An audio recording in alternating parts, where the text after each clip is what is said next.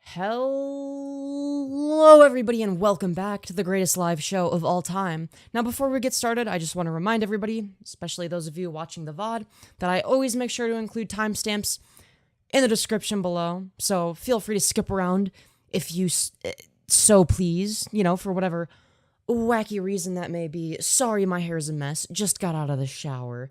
But yeah, anyways, where was I? Oh, right, yeah. So where do we even start? Other than, I guess just setting this up. Yeah, okay. Close Discord. We don't need it open. It's just gonna bother me. And, yeah. We should be live now. And, come on, give me chat. There we go. Now we have chat now. Thank you for working, I think. Yeah. Okay, anyways. So, hello, the gaming giant. Hello, Juventel, is that how you pronounce your name? I sure hope it is. And Battelle Crafter, and welcome to the stream. Now, let me drink water, put on the cat ears, and let's get started. So, yeah, I just need a little sip of water, if you know what I'm saying. But yes, welcome back to the podcast. Your hair is amazing. Why, thank you, Battelle Crafter. I very much appreciate that. Now, today we're going to be doing a little bit more of like I guess a serious stream. Because, well, I mean, we're talking about a serious topic, after all. So, without further ado, let's get started. I guess I'll start out by explaining the lore, and then we'll go from there. What is happening? That's a good question, Food Shops. And this is the part where I explain. Now, for those of you who don't know who Piegirl is, formerly known as Pieman, she was a commentary YouTuber. I guess she still would kind of be a commentary YouTuber, but I don't know if I would categorize her that way. And essentially, she's had some not very good allegations, let's just say, levied against her. That being said, these allegations never actually held any real weight. And what I mean by that is they're basically just flat out fucking false, or extremely bad faith, or taken out of context, you name it. Now, for those of you who don't know who Piegirl is, she's also trans, so in the video that we're going to be watching, because it was made before it was known that she was trans, she wasn't out yet, she probably didn't even know yet, she used to go by Pieman before it changed, so if there's any confusion there, I guess that's that. Now, that being said, about a month ago, and I watched the entire thing, and we may or may not get around to watching it on stream. I found this today. She uploaded a video, and that video is called Setting the Record Straight. A Saga of Slander, Doxxing, and the title gets cut off, sorry. 1 second. And Conspiracy. Yeah, so how do I say this? How do I say this? In the long story short, I guess the first video we're going to be watching is called Pieman, The Chronicles of a Commentary Lolcow. It's by a YouTuber named hahayeah. Now, for those of you who don't know, hahayeah is a friend and editor of John Swan. So, that's who we're dealing with. Now, I'm not somebody that believes in guilt by association. It's quite the contrary. I don't think that being friends with John Swan makes him any less credible. Yeah, I think you can be friends with whoever you want without actively endorsing them. However, we're going to see that very quickly it becomes very obvious as to why he would be friends with John Swan. And that reason, of course, is spreading false accusations. So, without further ado, but a little bit more further ado, because I also want to clarify that it seems to be the case, and we'll get into this, that this video was heavily influenced by John Swan. However, hahayeah is an autonomous human being, and he is more than capable of unlisting or privating this video that's still public to this very day, that is full of blatant lies and misinformation about Piegirl. So, without further ado, let's get started. YouTube is arguably the largest entertainment medium in the world, and to be honest, it's not too surprising. Why would you need to pay your telly license when you can watch Jimmy Fallon highlights with a click of a button? Why would you need to spend 12+ hours watching a TV show when you can watch a 7-hour video essay about it? Why would you need to have friends to watch a movie when there's a streamer readily available to stream it to you, sometimes even being considerate enough to leave the room? YouTube also... I think a better question to start out with is, why would you actually do research into the person that you're gonna levy accusations against, rather than just levying the accusations without any actual evidence? Have you ever considered asking yourself that instead of the however many, the 3-4 irrelevant questions that were asked in the first 20 seconds? Also makes itself accessible to numerous aspiring creators, and one of the places where these individuals congregate is the cesspit known as the small commentary community. The cesspit comprises painful mediocrity and some of the most disgustingly deranged people you will ever meet. The small commentary community, however, is no stranger to controversy. As a creator, you eventually have to choose to rise above it in order to thrive, but today's subject tries to sink further into degeneracy than anybody before them. I don't necessarily expect you to be familiar with Pieman. Pieman is a small commentator with less than 7,000 subscribers, or shall I say was, in what may be the worst Google document in recent history. Pieman tried exposing a fairly disgusting person, which, while a noble cause, their intent was accidentally overshadowed by the degenerate skeletons residing in their own closet. Luci, or Satanic Antifa, was a friend of Pieman. Luci, or Satanic Antifa, was also... So, right off the bat, I mean, we have a document here, right? So Pieman, or Piegirl, exposing somebody, right? She went by Pieman back in the back when it was written. She wasn't out as trans yet, and it seems to be the case that there may or may not have been quote unquote skeletons in her closet and not the best of intentions. But what does that really mean? What does it mean for somebody to have bad intentions? I mean, assessing whether or not somebody has bad intentions is going to be entirely reliant on things like circumstantial evidence. So hopefully, hahayeah over here is going to have a shit ton of it. An admitted ring fetishist and pee enjoyer. Luci is a repulsive person. Pieman made a Google Doc with the intent of exposing Luci, however, in the process, admitted to engaging in Luci's depravity. This was, according to Pieman, all in order to warn the world about him, although...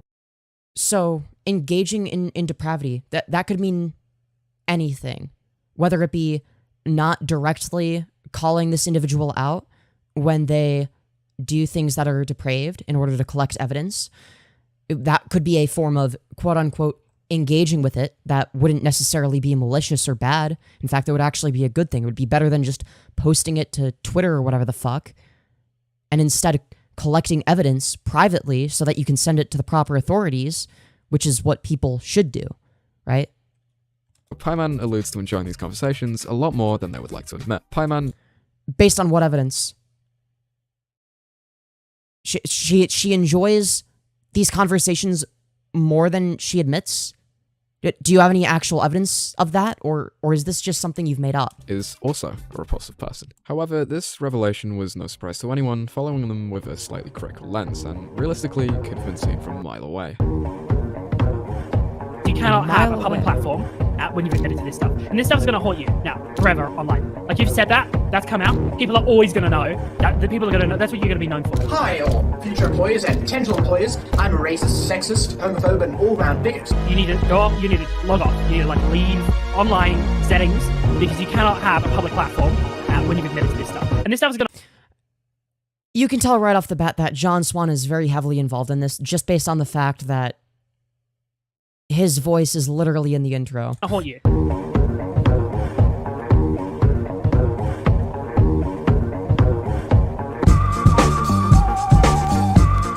You gotta love this disclaimer. Do not attack or harass anyone mentioned in the video. Please watch the video in its entirety before trying to formulate an opinion. This video contains mention of grape, CP, suicide, etc. So, Okay. Yeah, don't attack or harass anyone mentioned in the video. But oh yeah, let me spread false accusations about a person, because that won't lead to them getting attacked or harassed. That couldn't possibly be the case.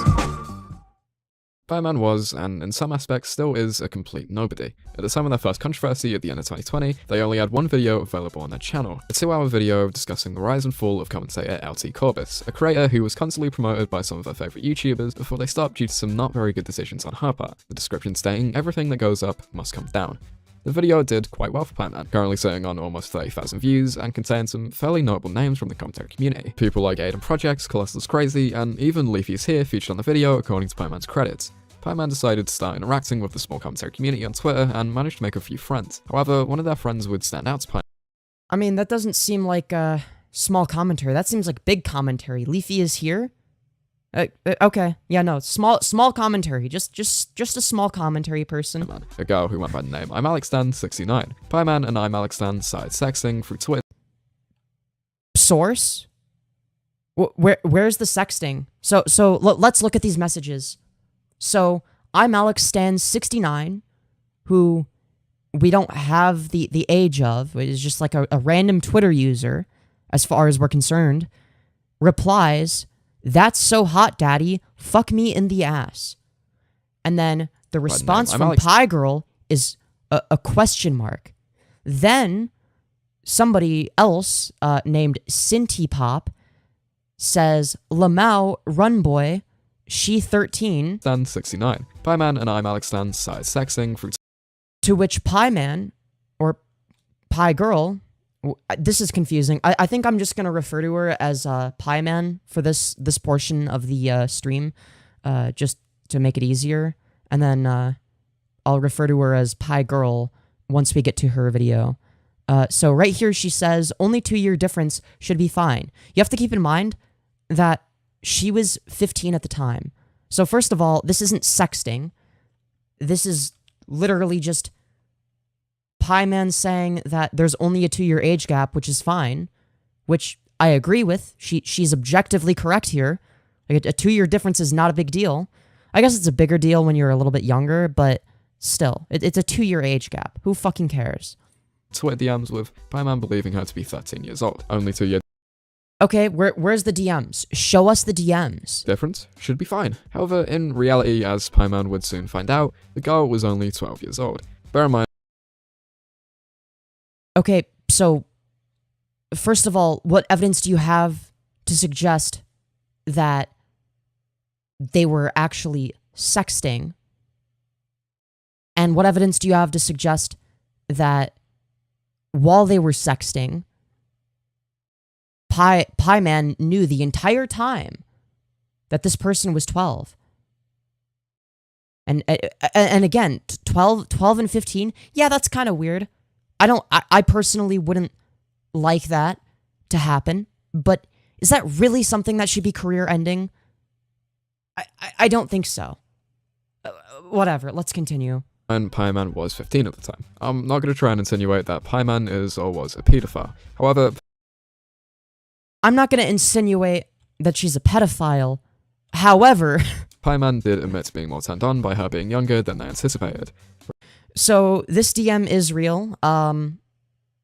Now, that being said, if you're already talking to somebody and you have some sort of connection with them and you believe that they're 2 years younger than you, but they're actually 3 years younger, once you've already found yourself attached to that individual, yeah, you're gonna have some weird fucking feelings when you find out that they're not the age that they said they were.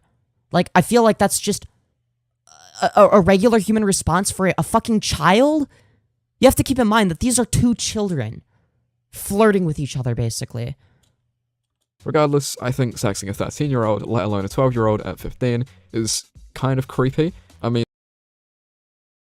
Wait, a 15 and a 13-year-old is creepy? Really? 13 and 15? That's creepy to you. You 13 and 15.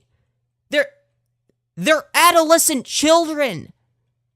They are both fucking children. If you fuck a 13-year-old, let's say, and you're 15, are you a bad, creepy individual? No.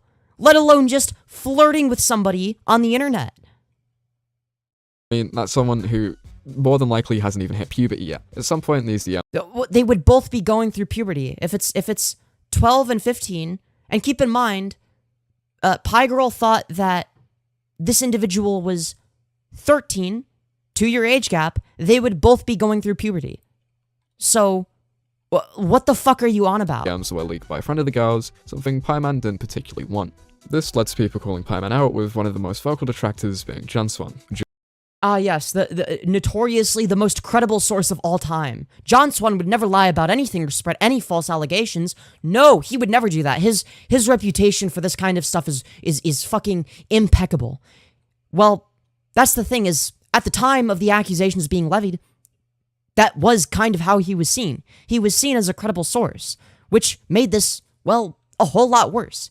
You have this massive YouTuber who is basically just spreading false accusations about a literal child, and there weren't the vast majority of people seemed to side with John Swan at the time. Genuinely. John and some others started calling out Pieman, leading to a Twitter back and forth, leading to Pieman firing up a stream on their live podcast channel Drama Time, along with 2 fellow small commentators. This stream allowed callers to join the voice chat in order to give their scathing criticisms to Pieman profile. This is not an issue that deserves a video.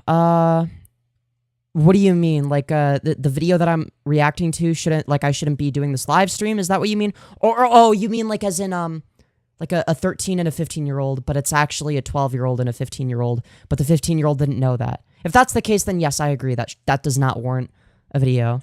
Picture to profile picture. Half an hour into the stream, John decided to call in to first clear the record and lay out what happened. When you found out the person was 3 years younger than you, 3.5 years younger than you, you felt more turned on.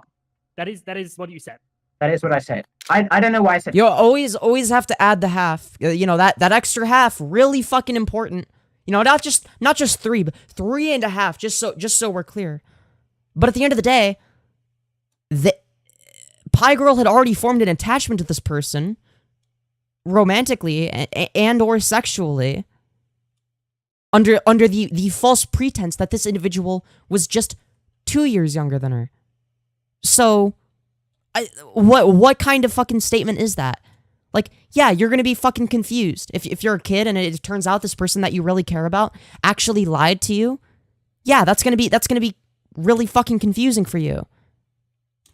I'm not attracted to 12-year-olds. I don't know why. Why would you say it then? I don't know. Why would you say that? Out of everything you could have said, why did you say that? That was, you know, it was a big fuck up. It was something which is because she was fucking confused and didn't know any better because she was also a child. Really bad. I'm very stupid. I'm very an idiot, and I shouldn't have done that. And I'm really, really stupid. But I'm not, you know, I'm not attracted to 12-year-olds. Like, you have to keep in mind that John Swan right here is targeting a literal fucking child. Like, okay. All right. To say that, mate, but you said it in DMs, right? And you even cemented it because, you know, it's earlier on when Cobra was in the call, you thought that wasn't going to get leaked. You thought that was...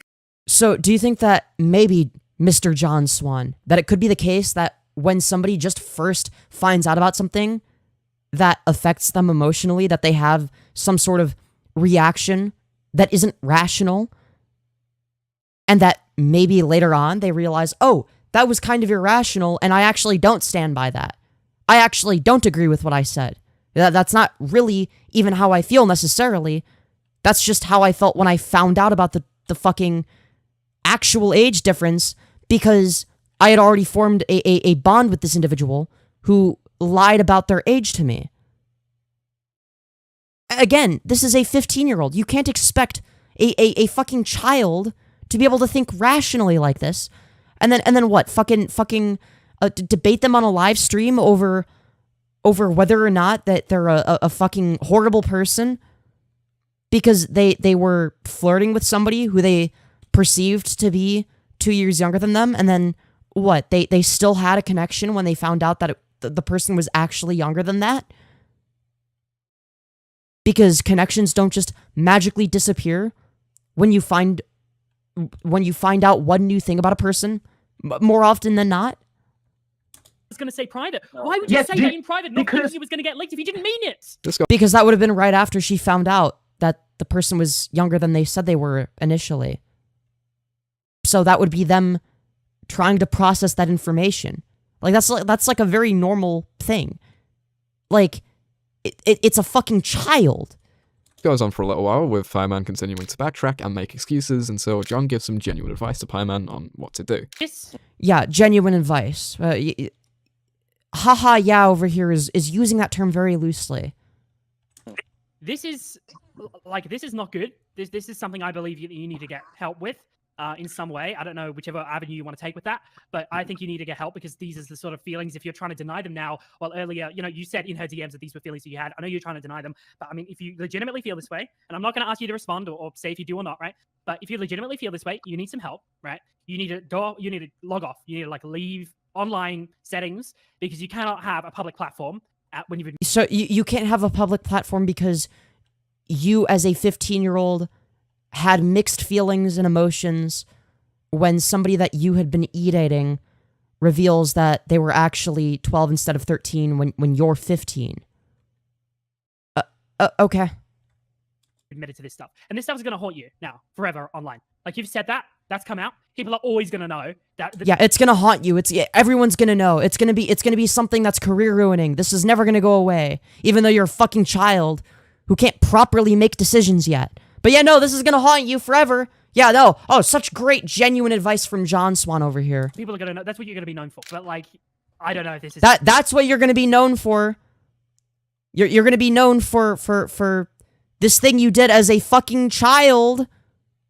You can save yourself here, then. Like, this is something that's going to be with you for ages, and you need to get it fucking sorted out. In fact, you need to end the stream. You shouldn't even be live streaming right now because nothing that you're saying is even helping you and it's actually making it worse. Instead of ending the stream, like John said, however, Pieman continued for nearly another hour and a half, incriminating himself more and more. Everyone on the stream from incriminating? Really? This is incriminating to you. This is incriminating. This one DM. Oh no! So incriminating. At this point, even the co-hosts basically corroborated John's point that Pieman needs to take a break from the internet because it's clearly not good for them. So I do agree that yes, it probably would be best in this situation to take a break from the internet, but not for the reasons that John Swan laid out.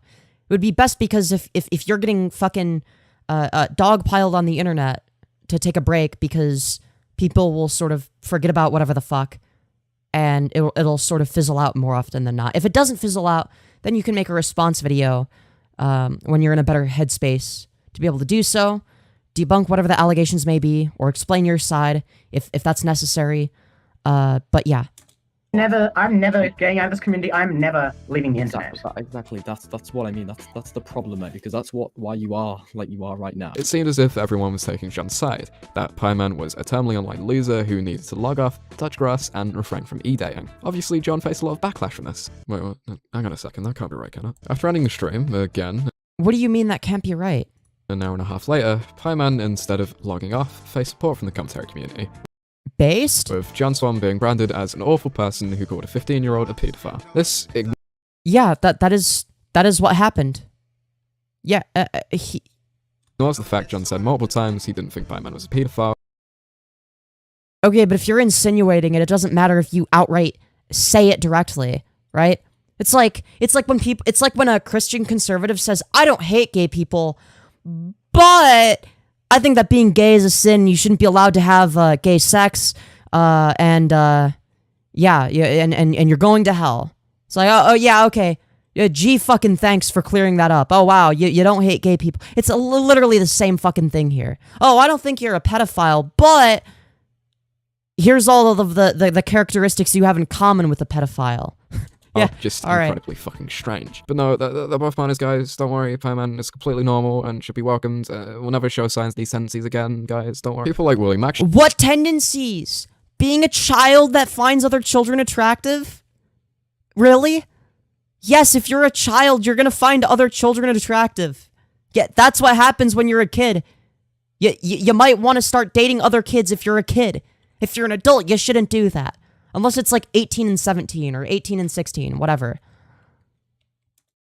Show OrgRC and Tommy C took the opportunity to platform and promote Pieman instead of Let's go, W. Tommy C. crucifying them. This caused their audiences to do the same, browning Pieman. Wow, it's almost like there are some people that are intelligent enough to, rather than immediately villainize a literal child, to actually look at the situation for what it is and realize, oh, yeah, people say dumb things when they're children. Oh, yeah, children are sometimes attracted to other children. Oh, yeah, an age gap that's perceived to be only 2 years makes sense. Like, I'm fucking baffled. A level of respect among the RC community. In a frankly insane turn of events, somehow Pieman managed to come out on top on this drama despite being completely in the wrong. Completely in the wrong, okay. Theme you're unfortunately going to start seeing cropping up. Unfortunately, this praise started getting to their head, and before we know it, Pieman had an ego. A very, very undeserved ego. Oh, Pieman wasn't a particularly good creator. I'm not trying to be a dick when I say this, but Pieman's videos were kind of shit. Pieman was well, maybe she got better then, because when I watched some of her content, I guess the only negative thing I can really say about it is the microphone quality could be better, in my opinion. But other than that, I mean, the content is actually quite decent. I think she's quite underrated, if anything.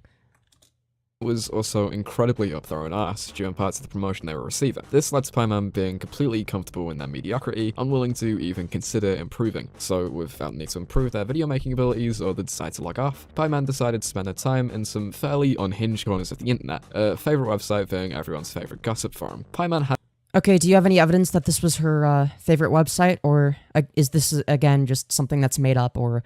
Oh, yeah, well, she technically had a Kiwi Farms account or some shit like that, and, like, and maybe used Kiwi Farms one time to gather evidence for a video or some shit like that.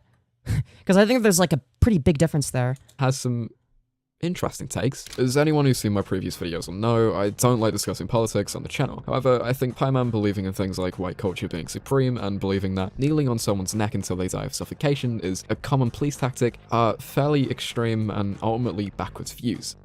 I'm pretty sure she doesn't actually believe any of this anymore. However, yes, I agree that these takes are, well, they're not very good, right?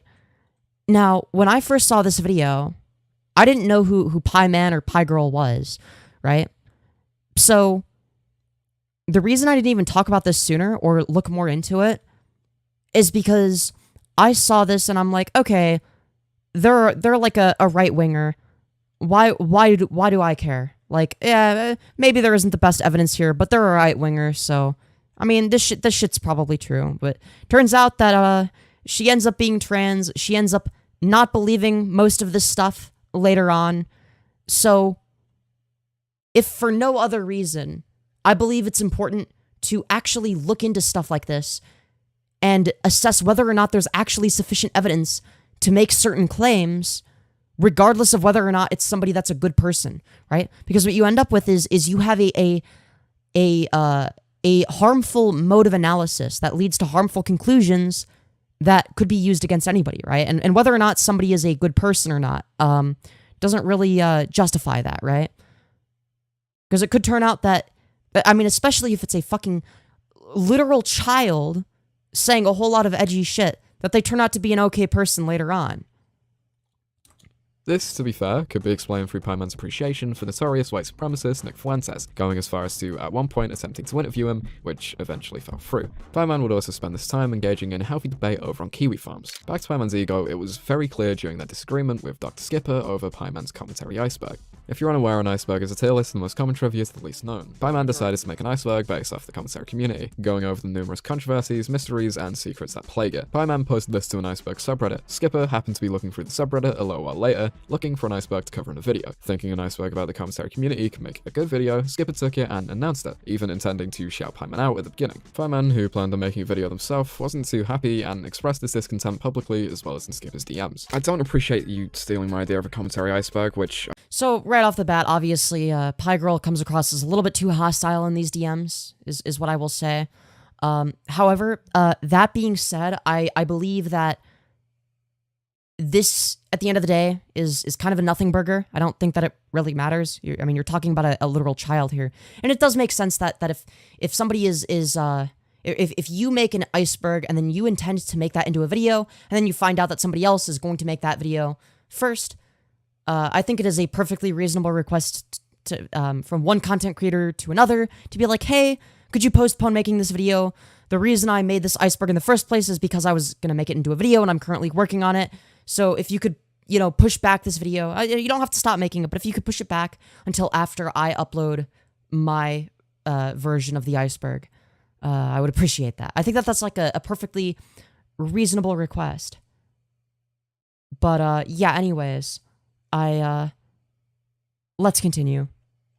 I announced I was making a video on weeks ago. You know that as you have a bigger channel, a video on the same topic will overshadow mine. I've been spending like 4 hours a day working on this for the last week and a half, so I would appreciate it if you pushed back the video a bit so it released after mine, if that's okay with you. I didn't know you were making one, to be honest. I found it through the Iceberg Charts subreddit with 400 upvotes and had the full intention of shouting out the original Reddit post.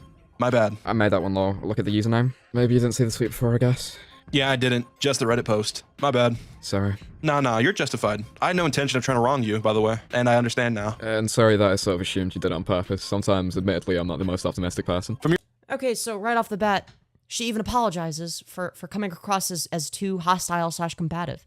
So what's the point of even including this in the video, other than to extend the runtime? Your perspective, it makes sense. Yeah, I'm sorry as well. Despite clearing up with Pieman and DMs, Pieman continues to tweet about Skipper, calling him a shitty person and a thief. This got to the Where? Show me the tweets. point where Skipper had to make a tweet addressing it.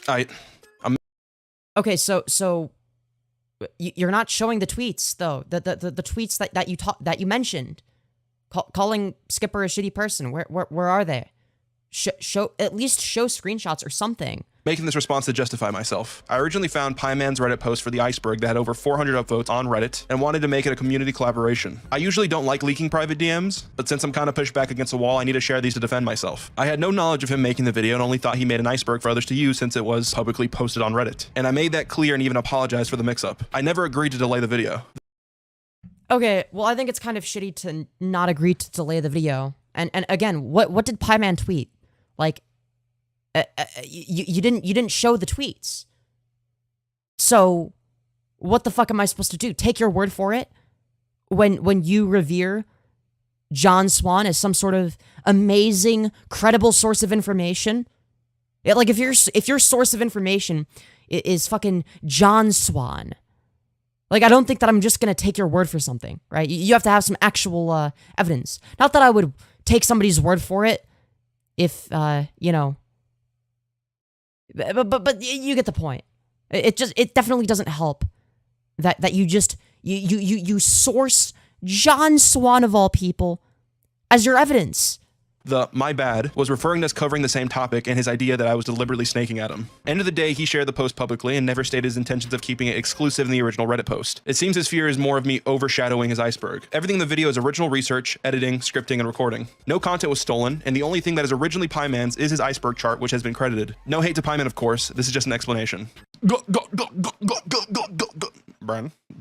This, in my opinion, goes to show just how stubborn Pieman is, and how they'll never admit— Well, you didn't show Pieman's tweets. Like what?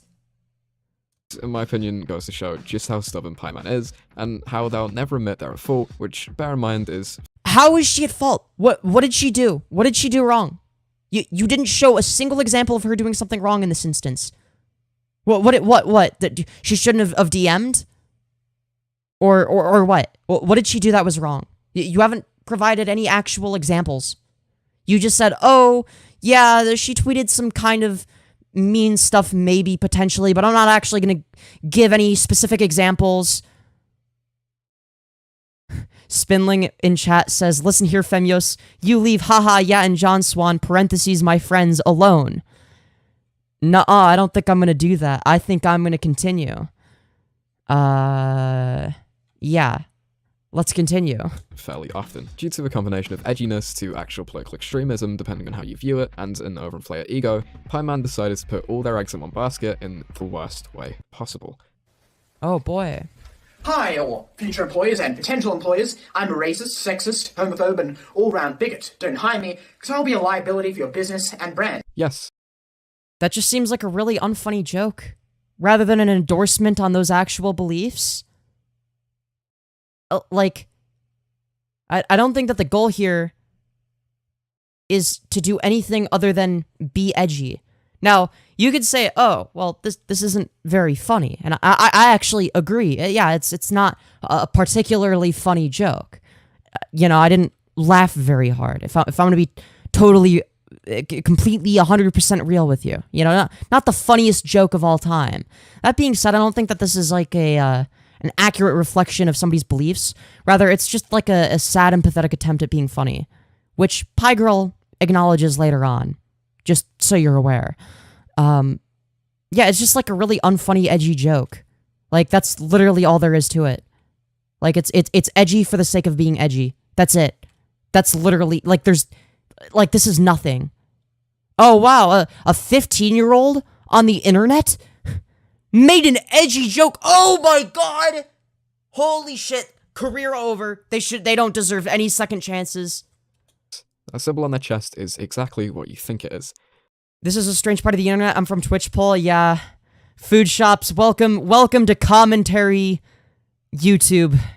The worst place on the internet. But yeah, I'm sort of like this weird I'm in this weird in-between state where I'm like in between commentary and I'm like somewhere in the middle of commentary and debate in terms of like the communities I'm in. But yeah. Femyoz comes from the commentary sphere. She covers drama from there sometimes. Yeah, I guess my origin story is I used to watch commentary YouTubers when I was a kid growing up. Then I kind of forgot about it. Then I made this channel like way later, like a year ago, which in the grand scheme of things, I guess isn't that long, with the intention of producing femboy content. Then I started getting more political because I was starting to watch political streamers, and then I started doing debates, and that's how I became like the femboy debate bro. And then eventually I found myself in commentary YouTuber drama, which was really weird, seeing people that I used to watch and look up to talking about me, mostly in a negative light. I was like, oh shit, what the fuck? Like, and it was like weird because I was like an outsider, because like I hadn't like kept up to date with any of the commentary lore at the time. So yeah, it was weird coming back to commentary to an extent. It is all really similar. Yeah, it kind of is. Like, there's a reason that there's overlap, and I wish that people acknowledged the overlap more. We have just as many I can't pronounce words. Superfluous, I can't pronounce that word, holy shit. I can read it and I know what it means. I just can't fucking pronounce it. Accusations for clout and Twitch poll. So this stuff is super familiar. Oh yeah, absolutely. It's like weird. It's like I'm having a fucking fever dream. Lol, I remember watching Tommy C SFTP back in 2016. That shit, that was my shit as a 15-year-old. See, my shit was, I guess when I was like 11 or 12, it was, I always watched Leafy and Pyrocynical and commentary channels like that. Hey, Watch Your Mouth. Who else did I watch? I don't remember. And then eventually I switched over to iDubbbz, Filthy Frank, like that whole group of people. And then I started watching like small to medium sized commentary channels. So there was people like I guess they ended up becoming a lot larger, but back then they were like smaller channels. Kavos, iMalex, Memulus, Willany. I guess Memulus and Willany were like a bit larger. James Marriott, iNabber, all those people. And then yeah, I guess that's sort of yeah. Anyways, I'm getting very sidetracked. We don't have time for that. We got to continue. The video is, above all else, incredibly sad. As I've already explained, Pieman was not good at what they did, and even if they didn't eventually leave the internet, would have more than likely gone nowhere, with this video practically cementing their future. Whether... I mean, sure, the video wasn't very funny, but I don't think that this is worthy of ruining somebody's career. Like, You have to remember that this is a fucking child doing this, right?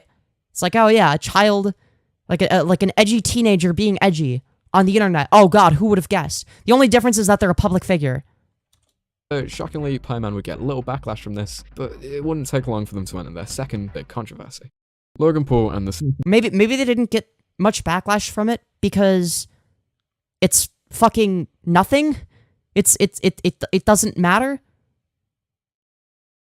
Forest is a phrase that more than likely rings a bell for you. Man film dead body, man get backlash, man film apology video. This is very widely accepted as a thing that actually did happen, and you'd have to be a fucking insane conspiracy theorist to believe.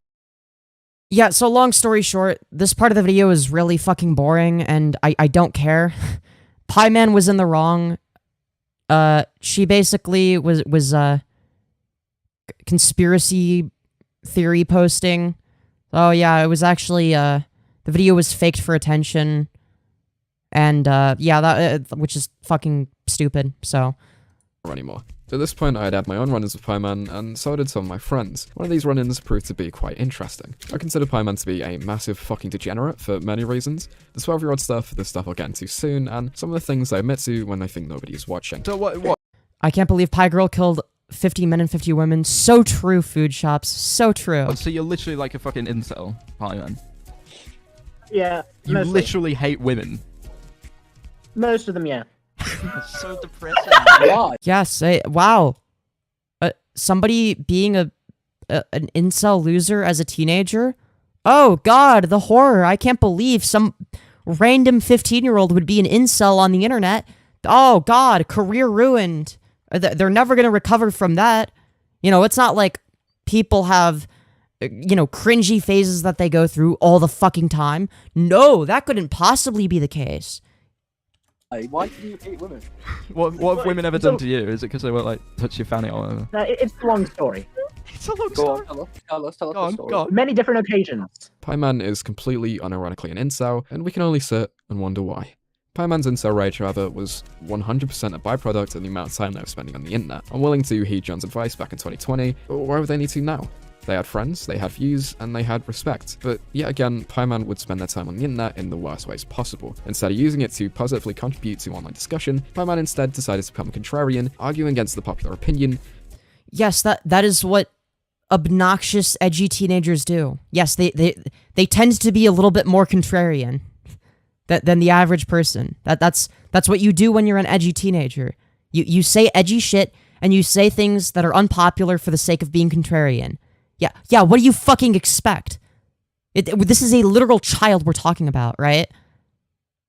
I'm not sure how old Piegirl is now, but again, in I think they would have been 15 in 2021, I believe. So, I mean, I don't know how late in 2021 they, or if maybe they turned 15 in 2020. I don't know. So they're probably like an adult now, or getting close. But again, you have to keep in mind that this was like a literal child when she was acting like a retard on the internet, like every other child does. For literally just no reason. The small commentary community has a pedophile problem with Pi is 18. Wait, hold on. Wait. Let's replay that. against the popular opinion for literally just no reason. The small commentary community has a pedophile problem with The small commentary community has a pedophile problem. Yeah. But no, we're totally not falsely accusing somebody of being a pedophile when they're a fucking child. But no, it's just like a silly little statement that I'm making, that the small commentary community has a pedophile problem. I want to say that in a video about Pieman, but no, I'm definitely not accusing her of being a pedo. I'm just saying it as like a silly little statement for no reason. I couldn't possibly be alluding to anything. It's not like when I say words that they actually mean anything. That couldn't possibly be the case. a community full of either teenagers or grown adults who refuse to get jobs. There are bound to be some dodgy individuals, with one of the most standout stories being the case of Vex's stuff. Vex was an 18-year-old small commentator. Okay, so I forgot about this part. So I guess in all fairness, I guess he wouldn't be calling Piegirl a pedo, but still, I guess you'd be insinuating that this Vex person is a pedo. So let's see what incredible evidence is going to be provided here. Who, as it happens, was friends with Pieman, so I'm sure they couldn't have been happy when a small commentator released an exposed video on Vex, causing other victims to come out about her. To my knowledge, Vex had 3 victims, the youngest of which being 14 years old. Personally, I would consider a relationship between a 14-year-old and an 18-year-old rather disgusting, but as I do agree that, yeah, 14 and 18 is pretty gross. I won't lie. I mean, that's sort of like roughly where I draw the line. I mean, I guess at that point, it's going to depend on whether or not it's a 4-year age gap or a 4.5-year age gap. Like, if it was 14 and 17 when they started dating and then they turn 8, it's like, okay, then it's like 3.5 years. I feel like at that point, it's like, okay, you know what I mean? What's to find out is apparently a pretty hot take. Regardless, Vex was soon shunned from the community, considered by most as the newest small commentary groomer. A statement. Okay, and again, we're going to have to see evidence of this. That this person was a groomer, and that they were indeed an 18-year-old dating a 14-year-old and being sexual and whatnot. Like, again, I mean, I also don't like this idea or mindset of guilt by association. Oh, you associated with somebody that is weird or gross in this way, which makes you a bad person. I think it's fucking stupid. I think it's a brain-dead way of analyzing the situation, if you could even call it that. Like, it's just, you have to do so many mental gymnastics to justify it. It's not worth it. Pieman disagreed with. Without getting completely into the situation, one of the worst things Vex did was attempt to manipulate a 16-year-old into sending nudes. Something Pieman manipulate a 16-year-old into sending nudes. Okay, is there any evidence of that, or is this just made up? All right, let's replay that. Pieman disagreed with. Without getting completely into the situation, one of the worst things Vex did was attempt to manipulate a 16-year-old into sending nudes. And I'm just supposed to take your word for it, or what? So first of all, it's 18 and 16, so there's not really an issue with the age gap. It's a 2-year age gap. Now, as for sending nudes or whatever, I don't think you should be manipulating anybody into sending nudes, I guess. But again, a 2-year age gap, I mean, is that really what we're complaining about? That's like a sophomore in high school and a senior in high school. This is fucking nothing. Something Pieman decided to just completely downplay. Also, before we continue... Completely downplay. Maybe because it's not what you're making it out to be? Maybe that could be the case. I mean, I don't know. Maybe it is, but again, I have no reason to trust hahayeah. Source, trust me, bro. Yeah, literally. Literally. The next second of the document, I want to address the CP issue. First of all, Vex never requested suggested photos put it from core. She just said she wouldn't mind. I'm gonna be honest, saying that you wouldn't mind receiving it. I mean, you're gonna have to show me the context of that, right? Like, if Vex were to constantly talk about wanting to receive nudes and like, you know, it's all that was being brought up, and you know, it was clear that the other person was uncomfortable or not reciprocating, and then it was like, you know, I know you didn't, you know, send nudes the last 5 trillion times I asked, but you know, I wouldn't mind receiving them. Okay, maybe in that case, that'd be bad. But simply saying one time to somebody that you're interested in, that's, what, 2 years younger than you, that you wouldn't mind receiving nudes? Like, we don't know if, like, is the other person comfortable with this? That doesn't sound manipulative. Like, at least not on its own. You'd have to show some sort of evidence that this is something that was being pushed on the other person, and that it wasn't just a one-time occurrence of somebody saying, you know, I wouldn't mind, you know, I'm not, if you're comfy with it, you know, I definitely wouldn't mind receiving nudes, you know. Is it just me, or is your voice a bit different? Yes, it's different. I've done a little bit of voice training. It's rite of passage as a content creator to becoming a large content creator, is to get something jacketed at least once. Yeah, literally. don't mind getting sent CP. I guess mine would have been one of the more funny ones. One of the allegations. I guess I don't hear this as much anymore.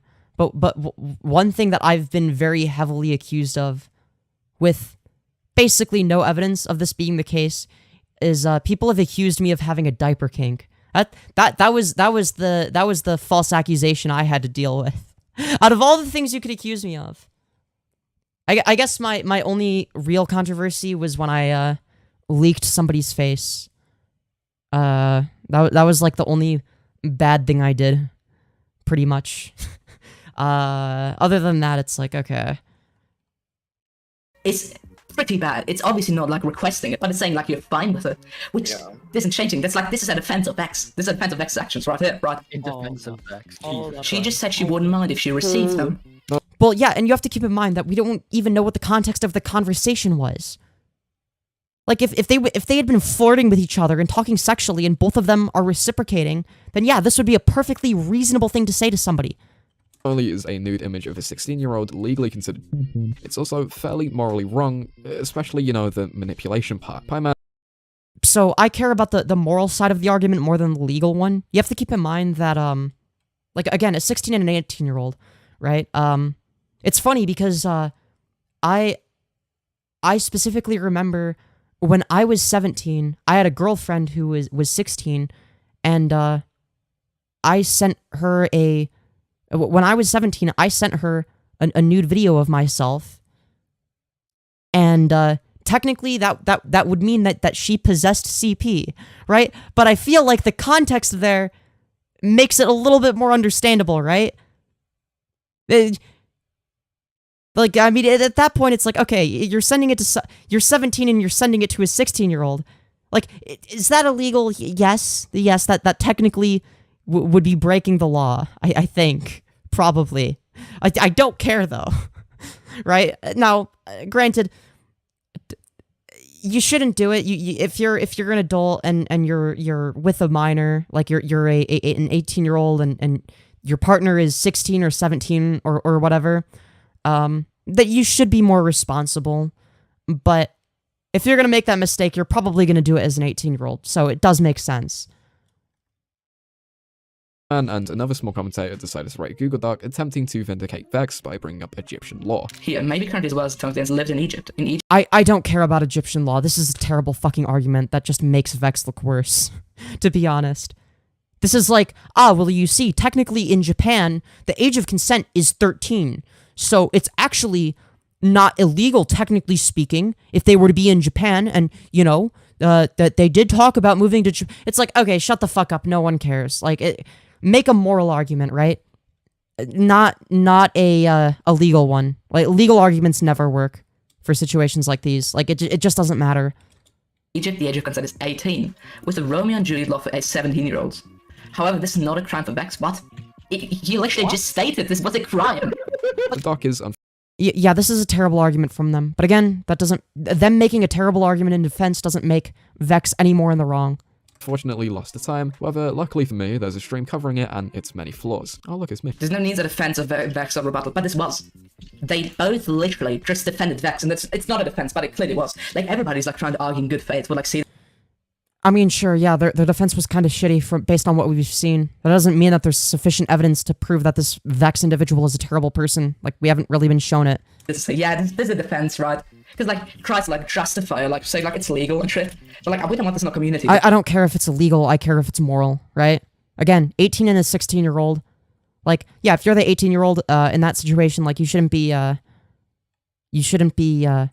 insinuating that you would enjoy receiving nudes from the 16-year-old, right? Because then you'd be encouraging something that is illegal. And the reason you wouldn't do that isn't even because it would be immoral necessarily. It'd be more along the lines of you'd be doing yourself a disservice, right? You'd be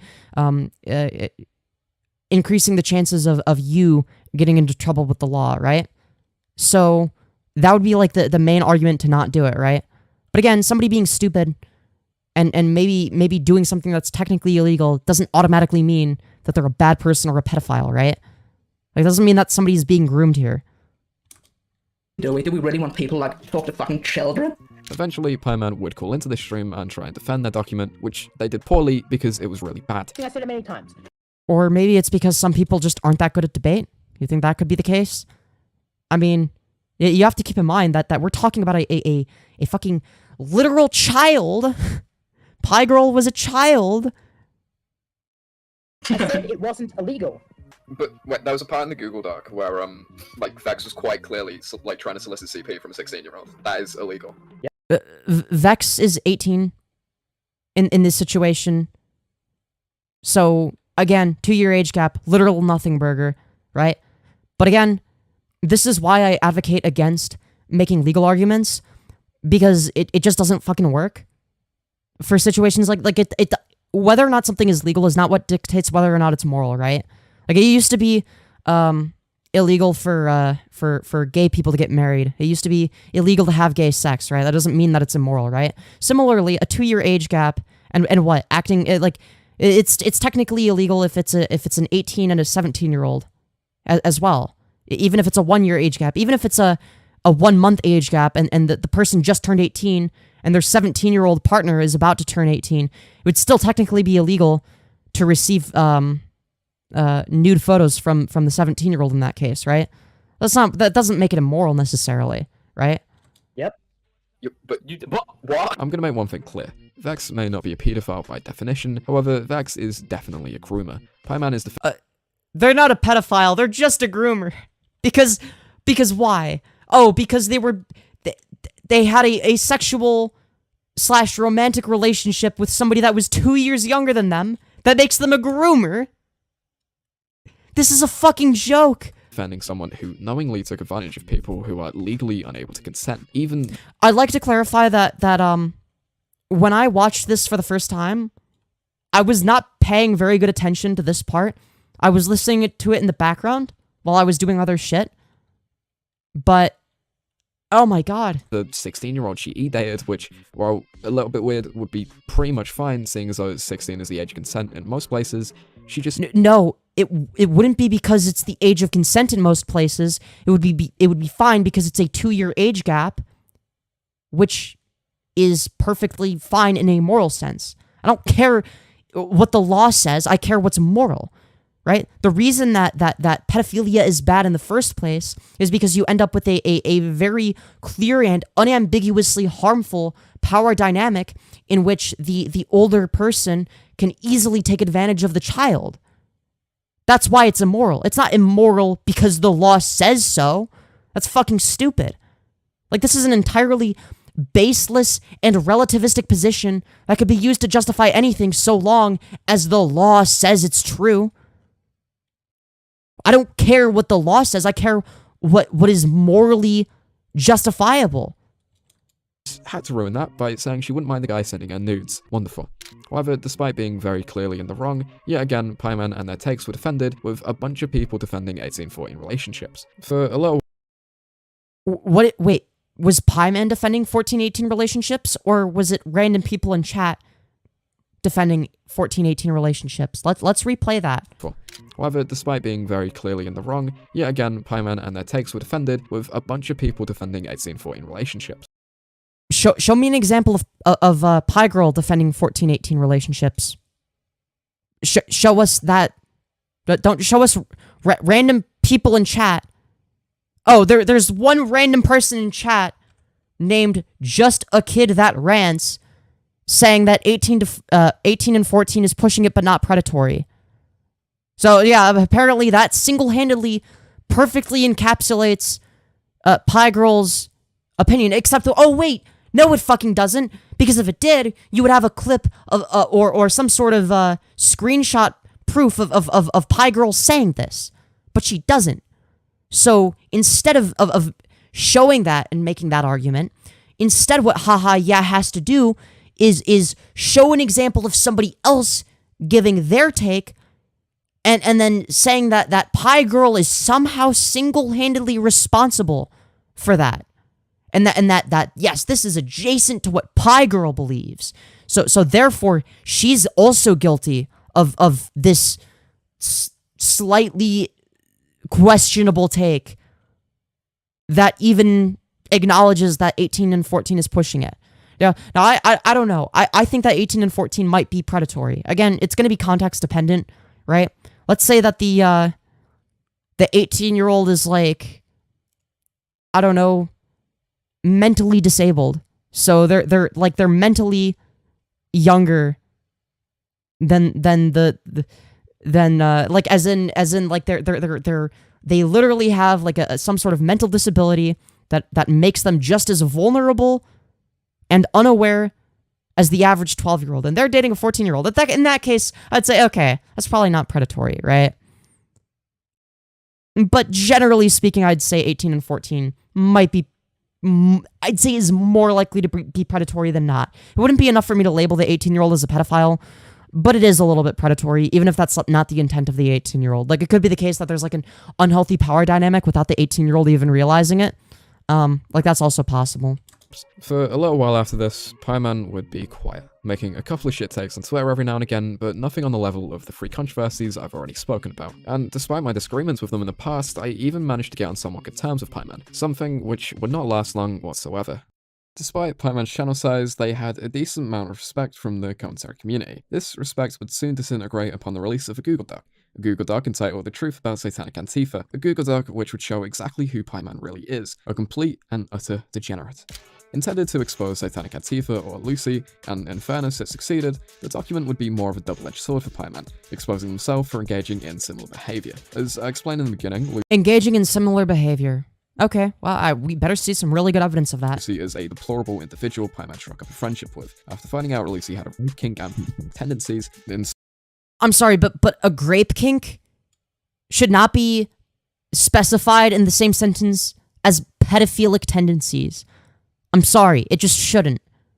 Like, having a kink for something is perfectly justifiable. Like you're not gonna sit here and tell me that, oh yeah, having a fucking grape kink is the same thing as preying on children. Are you fucking serious?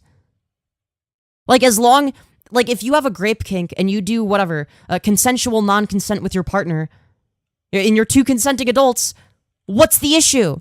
Instead of cutting ties entirely and warning people, Pieman had continued to talk to Luci under the guise of collecting evidence. However, their intentions were never entirely pure. And you said you didn't initiate any of these discussions, right? Did you engage in them? I never. Well, I don't know what you mean by engage. I won't be reading out the full documents in the video. Yeah, engage is a kind of a non-specific term, right? Like, engage as in, like, encourage the behavior, or engage, like, as in seeing what'll happen, or collecting evidence, or whatever the fuck, right? Engage could literally just mean reading the DM and replying with one-word answer because you don't actually give a shit, and you just want the fucking, you want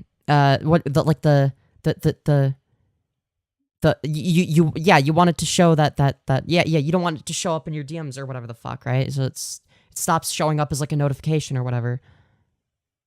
IDK 14-18 is bad, and so is 12-15. The issue here is that in one case, it has little to do with Piegirl, and the other issue shouldn't be made public. Oh yeah, I agree. 14 and 18 is bad. I don't think that 18-year-olds should date 14-year-olds.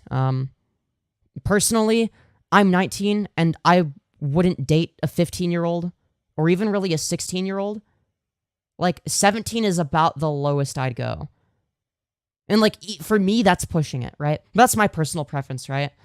And again, the 12-15 thing is also kind of misleading because you have to keep in mind that when Piegirl started this relationship, she thought that the other person was 13, and 13 and 15 is perfectly fine. So, yeah. Yeah.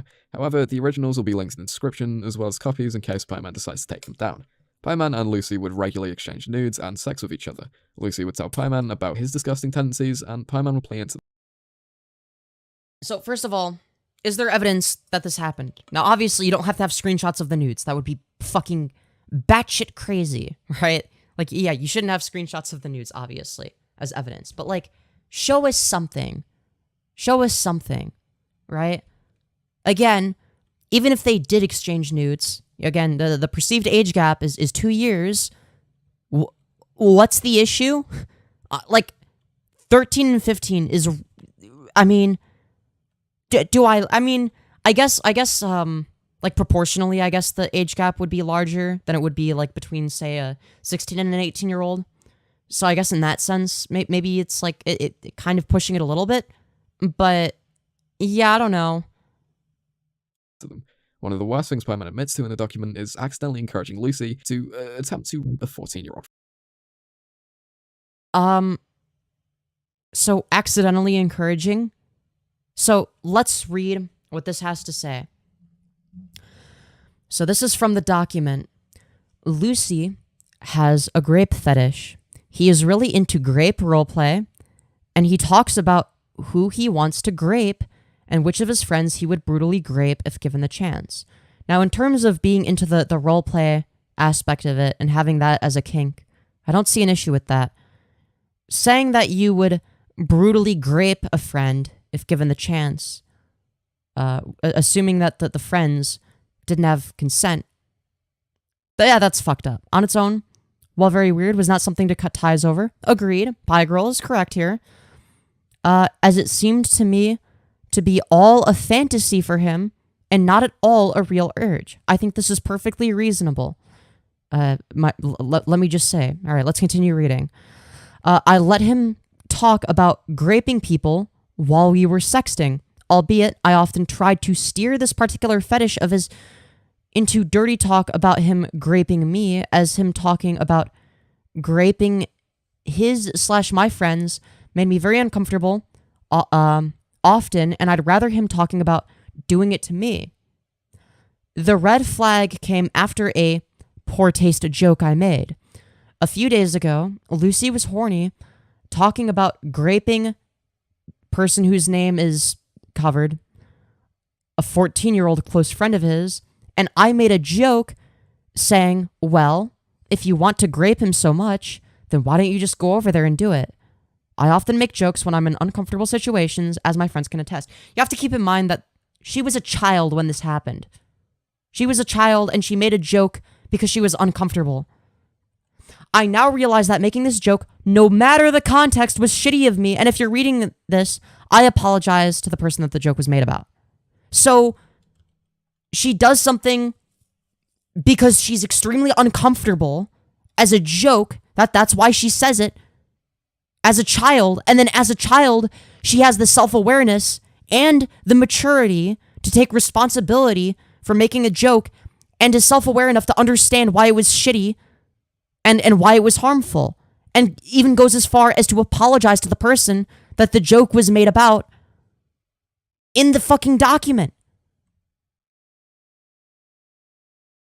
Now, let's continue reading. Now, this was a joke, as absurd to me, as it was absurd to me that Luci would do anything IRL, would try to do anything IRL. I still trusted him, and although I thought his fetish was weird, I thought it was just a fantasy in his head.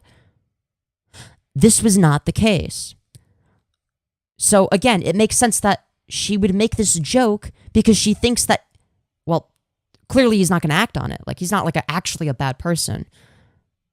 And if you're uncomfortable with the joke, then yeah, that makes sense. This was not the case. Luci got really interested in the idea fast.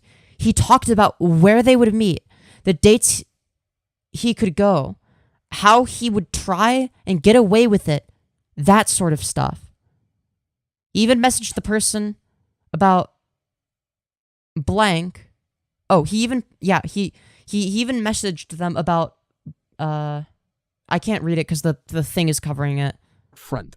Luci was talking to Pieman in the same way he often did. This time, however, he was fantasizing about raping said 14-year-old. Pieman responded to this by basically saying, well, if you have to keep in mind that he was fantasizing it in the DMs of another minor, right? So yeah, Luci is a fucking disgusting, deplorable piece of shit, right? And you have to keep in mind that how old was Pieman? Like 15? So yeah, a 15-year-old isn't going to understand the actual gravity of the situation. You can't expect a 15-year-old to understand how harmful this kind of shit is when they themselves are still a fucking child. And then to say that this child is just as bad as the person, or almost just as bad as the person that they ended up exposing, is just fucking disgusting. Like, this is just disgusting and extremely dishonest. If you want to rape him so much, then just go over there and do it. According to Pieman, this was simply an offhand joke made due to feeling uncomfortable and... Which makes sense. Yeah, like a 15-year-old, when they get uncomfortable, is actually, I think that an adult would also make a joke if they got uncomfortable with something in like a sexual context, right? It's a way of alleviating that discomfort, of distracting from the actual message that was originally being sent by the other person.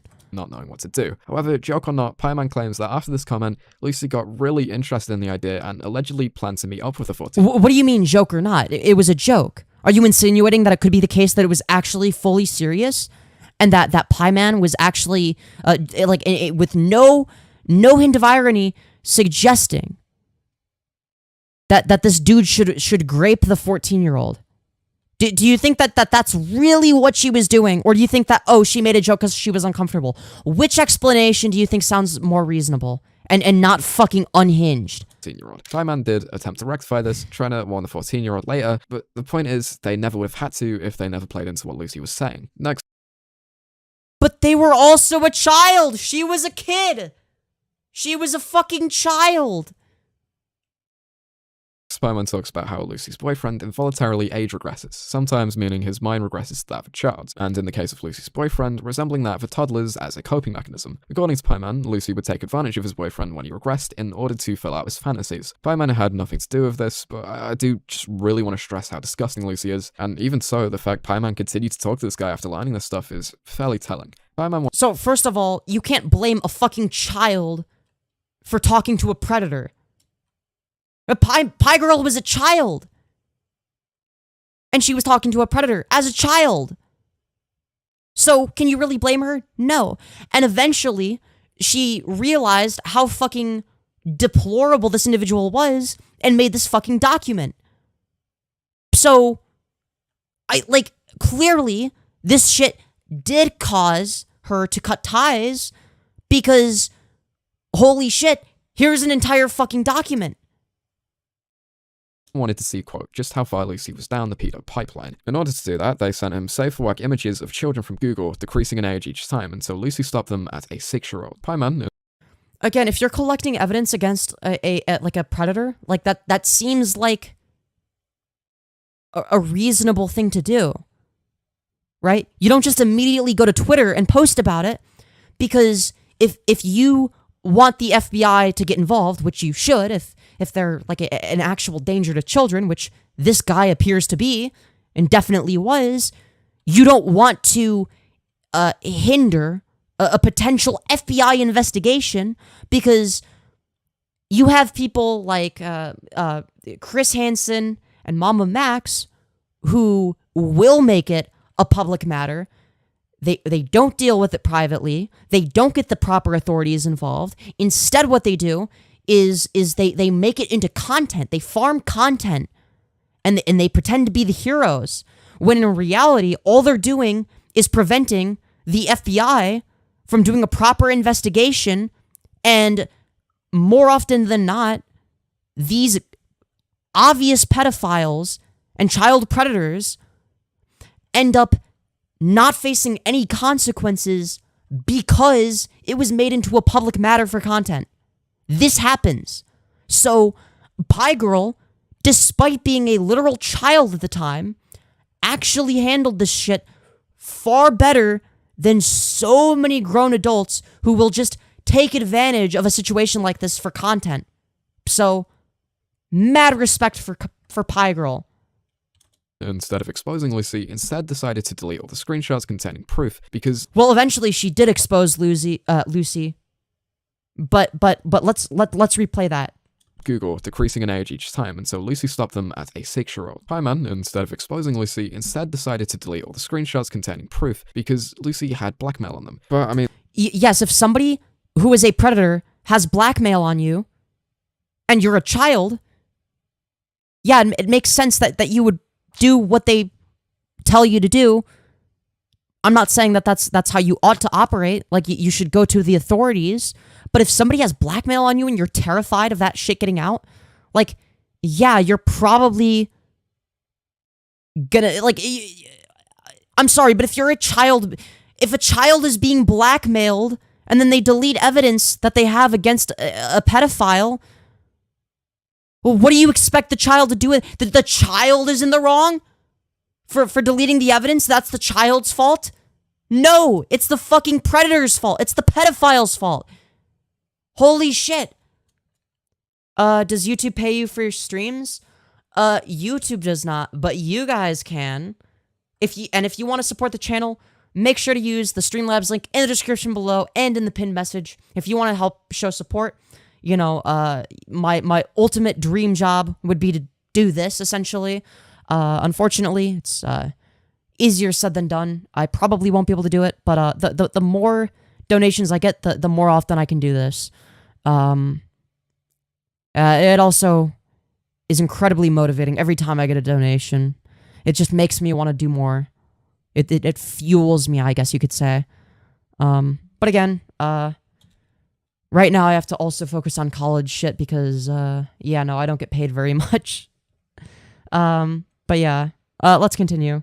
I mean, Luci had no way of knowing Pieman had these screenshots, or if he did, whether or not Pieman had deleted them. If Pieman genuinely wanted to expose Luci at some point, which I would really like to think they did, that was well, she clearly did, because she made an entire fucking document exposing Luci.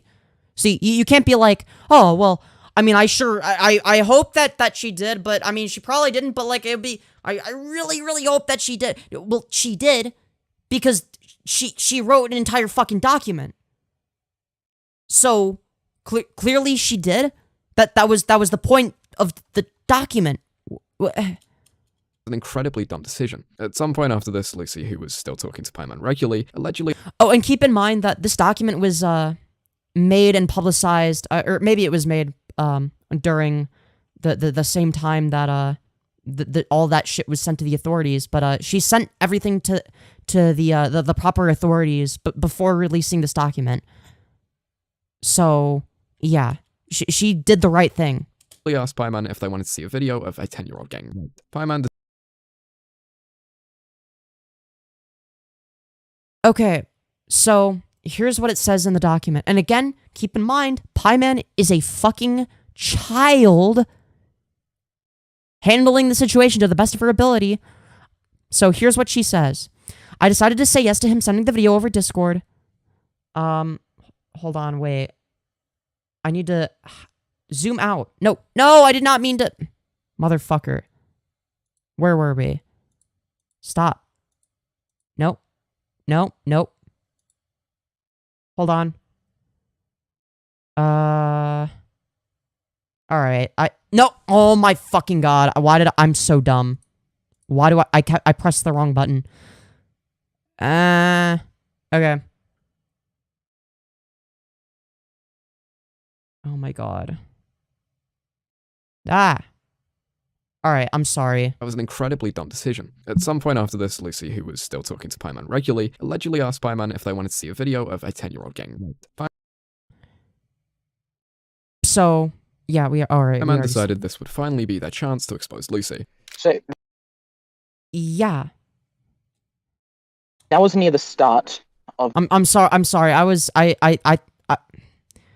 Look, sometimes I press the wrong hotkey, and then I make the same mistake many times. The start of when I had suspicions of him being a pedo. He kept on like trying to ask me, "Oh, do you want to see this like CP? Like not CP? Like do you want to see these like videos, pictures of kids and stuff? And oh, do you want to see this one of like a 10-year-old being raped by his dad?" And like I didn't want to see. I said no a couple of times, but then one time I thought, well, I need to go to the FBI with this and stuff. Pieman asked for the. So I think that's a perfectly reasonable assessment, especially if you're a child, to try and gather evidence.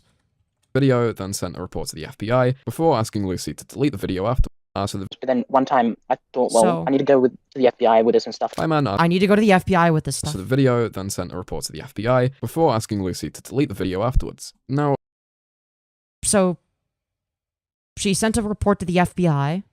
Also, when did she ask for the video to be deleted? I'm confused. So clearly, the goal here was to make sure that there was concrete proof before going to the FBI. You have to keep in mind that you have to have a shit ton of evidence. You have to have proof beyond a reasonable doubt that somebody did something illegal, right? So if all of your evidence is I guess them admitting that they have the thing would be evidence. So I guess Piegirl was wrong in terms of saying yes rather than just not saying anything and going to the FBI, because I mean this individual, I guess, admitted to a literal fucking it's a very severe crime of possessing CP. So I think that the best thing that she could have done was immediately report it to the FBI rather than asking or saying yes. But again, you have to keep in mind that she was a child. She was like, whatever, 15. Maybe she was 16. I don't know. I think she was 15. It seems to be when all of the drama happened, was when she was 15. So, like, yeah, a 15-year-old isn't going to know what the best course of action is going to be all the time, right? They might think, oh, well, okay, I want them to incriminate themselves, so I'll say yes so that they incriminate themselves further, right? That would be the mindset. That's perfectly understandable. Now, I do think that the admission to having that video was already there before she accepted the request, and that she could have gone to the FBI, and that would have been enough proof. But again, I'm 19 and I'm not even entirely sure how it works. So, you know, how the fuck is a 15-year-old going to know that, right? Like, they're going to want to submit as much proof as humanly possible, right? That's going to be the mindset. I want to make sure this piece of shit gets put behind bars, right? Like, that's going to be the number one motive. Well, allow me to play devil's advocate for a second. As fucking moronic as an action it is, I can kind of see Pieman's logic, thinking they need proof Luci on this material in order to send a report. Personally, I wouldn't have even been speaking to this person for this long to begin with, but for the sake of hypothetical... Well, if you're a child, then you're not going to be able to pick up on signs of somebody being predatory and a bad person as easily. That's one of the reasons that pedophilia is harmful. And we're talking about somebody that was a child who would more likely than not be harmed by pedophilia at the time. So let's say I was in Pieman's situation. To me, the fact Luci was incessantly offering to send the video would be more than enough proof that they had it. And okay, and a 15-year-old is supposed to understand how the fucking legal system works perfectly, and understand how FBI investigations work, and understand what the burden of proof is, and what will or won't be enough evidence. How the fuck is a 15-year-old child supposed to know any of that? To my knowledge, that would be more than enough proof to send a report to the FBI. To my knowledge, so you don't even know for certain either. So it could be the case that that's not enough proof, according to your perspective on it. In which case, it would make sense to want to gather more evidence. That was the fucking point. Surely, now at least, knowing for certain Luci was attracted to children as young as 7, as well as having CP, Pieman would cut ties and release the Google Doc. Next. Well, she would go to the FBI first. Like, you don't go to Twitter, okay? Twitter is not the FBI, okay? You have to keep in mind that the standard of evidence for the FBI is going to be a lot higher than the standard of evidence for a fucking Twitter cancellation. So if you actually want a horrible person like this to be put behind bars for as long as possible, the last thing you would do is go to Twitter to talk about it. Oh no, because them getting canceled on Twitter is worth jeopardizing a potential FBI investigation that would put a child predator behind bars. Yeah, it's worth it because they get canceled on Twitter, and, you know, we need to make sure that Piegirl disavows pedophilia. You know, we wouldn't know for certain unless she exposed this person right away before submitting it to the FBI. Clearly, Clearly, hahayeah has the correct priorities here. You should submit it to Twitter first and then the FBI. Notoriously, the best thing you can do with something like this. Pieman asked Luci if they could get away with it, how young would he be willing to go? Luci replied, saying a 12-year-old. Yes, Pieman continued to talk to Luci in order to carry on gathering evidence, and now, don't get me wrong, I think that after a certain point, she had enough evidence, but it makes sense that a 15-year-old would not know what the standard of evidence is, so your goal would just be to gather as much as humanly possible, to make sure that they get put behind bars for as long as possible, right? And also because Luci had blackmail on them. I really hope I'm not the only person who can see the red flags in that. Well, the red flags would be against Luci, not Piegirl. And also, if somebody has blackmail against you, yes, that you would be the victim in that situation. And no, it wouldn't be your fault for engaging with the person that has blackmail on you if you're a fucking child. She was a child that was being blackmailed by a pedophile. And now you're victim blaming. Presumably, the blackmail Pieman is referring to is what they've admitted to so far in the document, so unfortunately for Pieman, they not only had to eventually publicly admit this themselves, but would continue to implicate themselves and continue to engage in Luci's behaviour. Then, Pieman would admit to arguably the worst thing in the document behaviour, and they not only had to eventually publicly admit this themselves, publicly admit what themselves? Pieman is referring to is what they've admitted to so far in the document, so unfortunately for Pieman, they not only had to eventually publicly admit this themselves, but admit what? But would continue to implicate themselves and continue to engage in Luci's behaviour. Implicate themselves how? By saying that they were a victim of blackmail? As a child? Yeah. Then Pieman would admit to arguably the worst thing in the document. Oh god, the worst thing in the document, and what could that possibly be? Let's find out. Luci, as it happens, was talking to some of Pieman's friends at the same time. As for Pieman, Luci would sex them and eventually get them to send in nudes, and just like Pieman, I believe all of these people were minors. Wait. Thing in the behaviour. Then Pieman would admit to arguably the worst thing in the document. Luci, as it happens, was talking to some of Pieman's friends at the same time. As for Pieman, Luci would sex them and eventually get them to send in nudes, and just like Pieman, I believe all of these people were minors. Wait, were the nudes sent to Piegirl? Who was also a minor, or what? I'm confused. Google Doc, you claim that you accepted multiple images of nudes of your friends from Luci, correct? Oh, okay, so they were sent to Luci. And then she accepted the images from Luci. So, while I agree that it was wrong to accept the images, you have to keep in mind that Piegirl was a fucking child at the time, right? You're not always gonna know right from wrong when you're 15 years old. Or this was 2022. So I guess it would be, yeah, she would have been like 16 probably. Still, the point still stands. That's a child.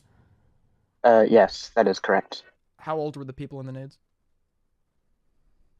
They were all at least my age and 1 year above, so 16 or 17. I hope you know that it is. Okay, so she would have been 16, obviously. That is a very big deal because not only were people's photos being sent out without their consent, regardless of if these people were your age or not, they were still minors, right? Yes. So, regardless, when Luci offered, you have to keep in mind that Piegirl here is also a victim of Luci. Like that are we not going to address that? Are we just going to pretend like Piegirl isn't also a victim of a literal fucking groomer? Like the reason that children are so horrifically prone to grooming in the first place is because they don't have that same level of judgment.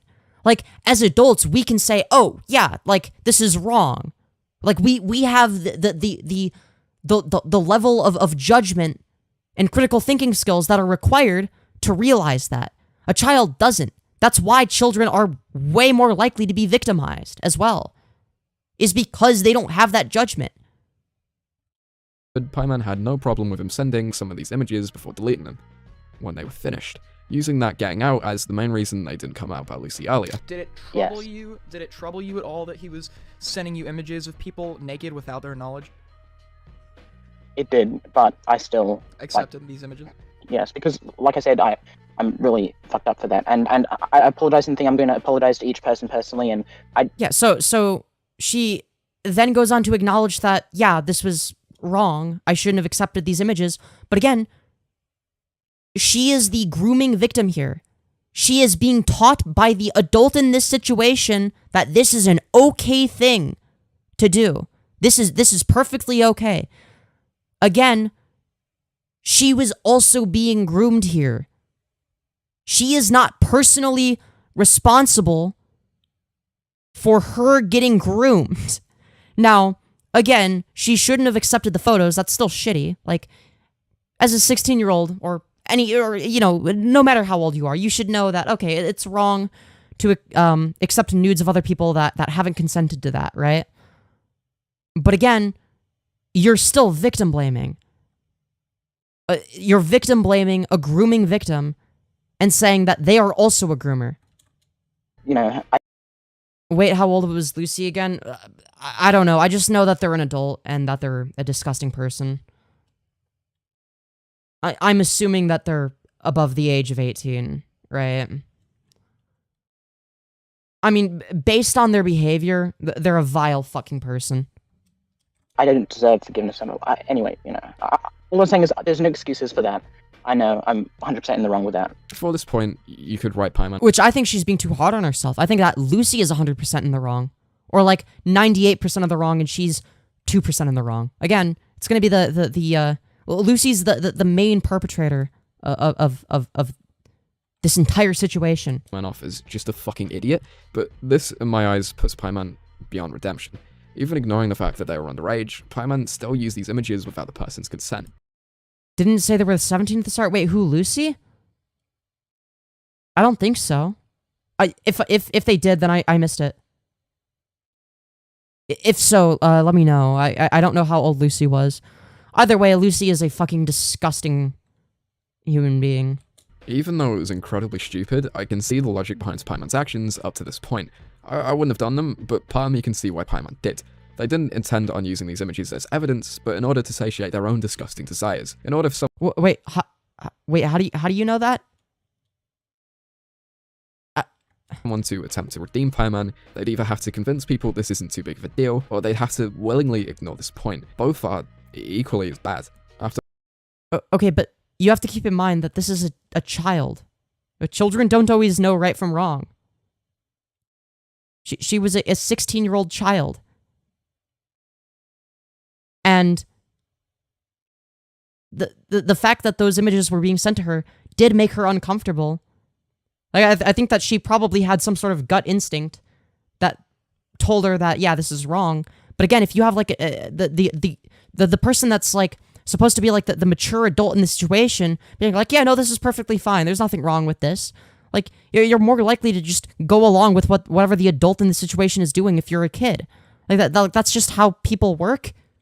After all this, Pieman tried to convince the 14-year-old to not even think about meeting up with Luci if offered. Pieman then blames the 14-year-old, the clear victim, for sending these DMs to Luci. This kid was clearly confused and had no clue how to trust, and Pieman saying if there's one thing you can't rely on for it's keeping his mouth shut comes off as kind of victim blamey, but whatever. The worst part. But this video also comes across as victim blamey. You have to realize that Piegirl would also be the victim in this situation, right? Like, you're talking about a situation in which Piegirl is dealing with somebody that's predatory. Piegirl is a child. She's almost certainly never dealt with anything like this before.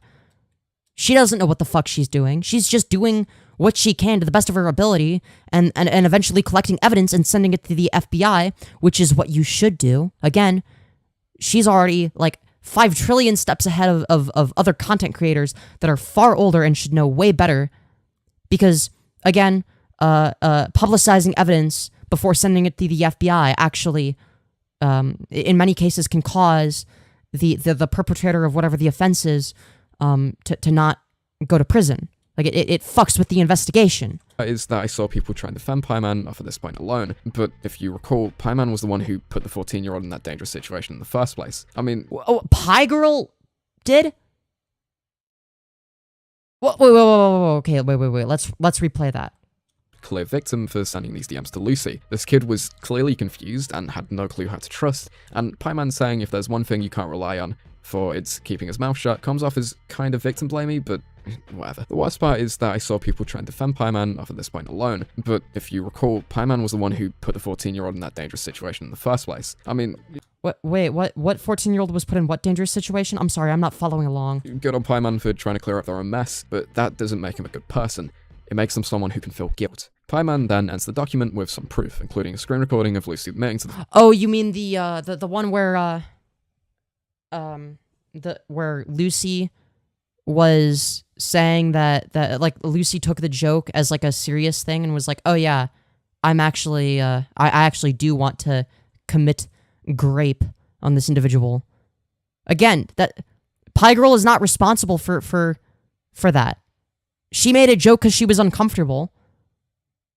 Luci took it way too far and genuinely wanted to do that.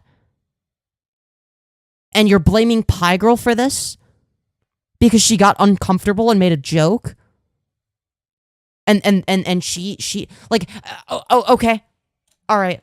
Like, she obviously didn't know that Luci would take that and be like, yeah, actually, I do want to do this fucking horrible thing that was so horrible that you made a fucking joke about it because it's so absurd that nobody would possibly do that in their right fucking mind. The 14-year-old thing, before saying Luci has changed the story, making things he said make no sense. For example, why would Luci be scared of the FBI investigating him if he never had CP? I personally believe Pieman over Luci. While Pieman had undoubtedly gotten shit wrong in the past, this was a first-hand experience. As well, Pieman admitted to stuff that Luci claimed to be false, stuff that incriminated the both of them. Luci tries to claim in his response... Incriminated the both of them? Like, why are you lumping them together? Piegirl would be one of the victims in this situation, right? And, well, she wasn't perfect by any means. Like, she wasn't a perfect victim. That doesn't automatically mean that she's somehow a perpetrator. Like, yeah, she shouldn't have accepted Luci's request or whatever of sending those nudes of other people that didn't consent to to that or whatever, right? But again, you have to keep in mind that this was also a child, and that Luci was the one that was orchestrating this all, right? And to lump them together is so dishonest. Response to it longer that he never had the video of a 10-year-old gang. What are we talking about? I just joined in. Basically, there's a video we're watching from like over a year ago that was made about somebody that basically just spreads false accusations, paints somebody as a groomer because of reasons, I guess. Really shitty evidence. One of the sources is John Swan.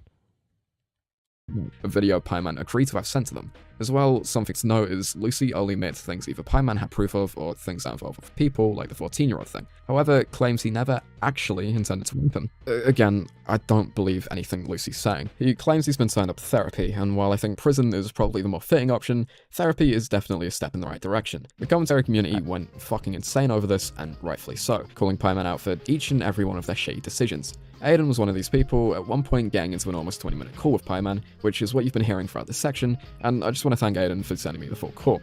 Pieman wasn't too happy with some of Aiden's tweets about them, however, claiming he was taking things out of context. You see, Pieman went into full damage control mode after getting backlash for the Google Doc, so much backlash they would eventually deactivate. These attempts at defending himself really show how scummy Pieman could be, at one point trying to implicate 9 small commentators in a CP ring before admitting they just made that up completely. The next day... Wait. Let's look at what this is. So, here's a list of people, okay? This almost feels worse than everyone calling me a pedo. This will make the only people I have left in life hate me, hope you're happy. Pressuring me into this. What is this? Because it feels like I'm just ruining everyone else's life. These are people I know of, but I know there are more. especially in the RFC community that do it too. What is it? This doesn't show me shit. The Epstein list for YouTubers, lol. Well, we don't know. I don't know who these people are. I don't know what this is. That is a okay. CP ring before admitting they just made that up completely. So here's Aiden's tweet. The list of people I was sent was not at all what I asked for, and now Pieman confirms all these people did nothing. This is so stupid. So what did Pieman say that they did? Show me Pieman saying that they did something. I'd like to see that. Because otherwise, this is pointless. Completely. The next day, Pieman reactivated in order to tweet a brand new Google Doc, simply titled A Final Response. The document begins with Pieman claiming they were being slandered before clarifying some things people were apparently misrepresenting. Oh, gee golly, I can't possibly imagine why they would need to state that, hey, I don't appreciate being slandered. Oh, wow, who could possibly be perpetuating slander against them? Oh, I have no fucking idea. I've already gone over everything, but again, it's linked in the description, and I would suggest you give it a read in your own time. The sad thing is, apart from exposing Luci earlier, admitting to being a complete degenerate scumbag was— Alright, it's in the description, why don't we read it? Okay? Let's go. A final response. Okay, so I guess there's a copy of it. And then view, zoom, 150%. Okay, now we can start. So this is Piegirl's document called A Final Response. This is my final response to all of the drama that has happened over the last 24 hours. I did something bad, but a lot of the other stuff I am being unfairly slandered over, and the commentary community is not living up to what it should be. I urge you to have an open mind here. After I post this, I'm going to leave the internet for a while because I need to reflect on some stuff I did. However, I can't allow unfounded rumors such as me being a pedophile or me willingly looking for CP to be spread by such large and respected figures, not to mention my former friends. The friends' nudes. The only terrible thing I did was saying yes to Luci asking me if I wanted to see my friends' nudes, which is still completely terrible. I never shared any myself or directly asked for any. Also, all the nudes were from people my age or older. I deeply regret this more than anything I've ever done in my life, and I will never forgive myself for this. I apologized for this in the document and apologized to each of the aforementioned friends personally, of which most forgave me. I have no excuses for this, and you're free to want me out of the community forever if this is the reason why. Like I said, I am going to leave the internet for a while to reflect on what I did with this, because it is legitimately fucked up. I did that. FBI CP shit / pedo allegation. As I said in the document, after Luci was constantly asking me to see a video of CP, I said yes only to report it to the FBI. I filed an FBI tip on him and told him to delete it off Discord right after. Hopefully he is arrested. Also, what was that? Apparently, I got an additional follower or something. How interesting. I did not know that. Is that on Twitch? Or wait. Wait, was that a Streamlabs follow? Wait. It's not showing up on the Streamlabs mini feed, which is weird.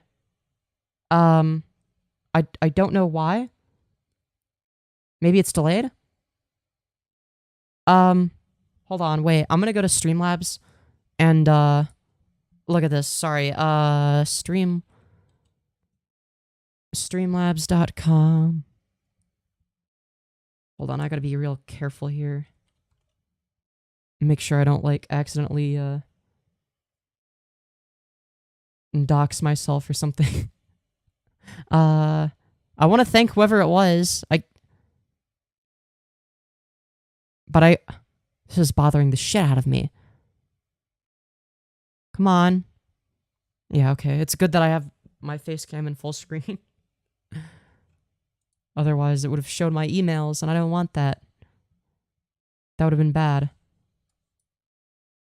I did hear that. Yeah. Hold on. What is that? Analytics?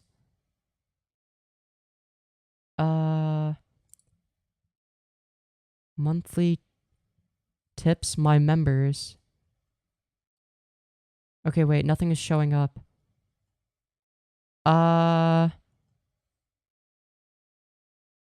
Okay, I don't know. If whoever it was could say something in chat, so it's not showing up on my thing. I don't even know what membership on Streamlabs even does. So, I'm sorry what are the 3 magical numbers on the back of your card?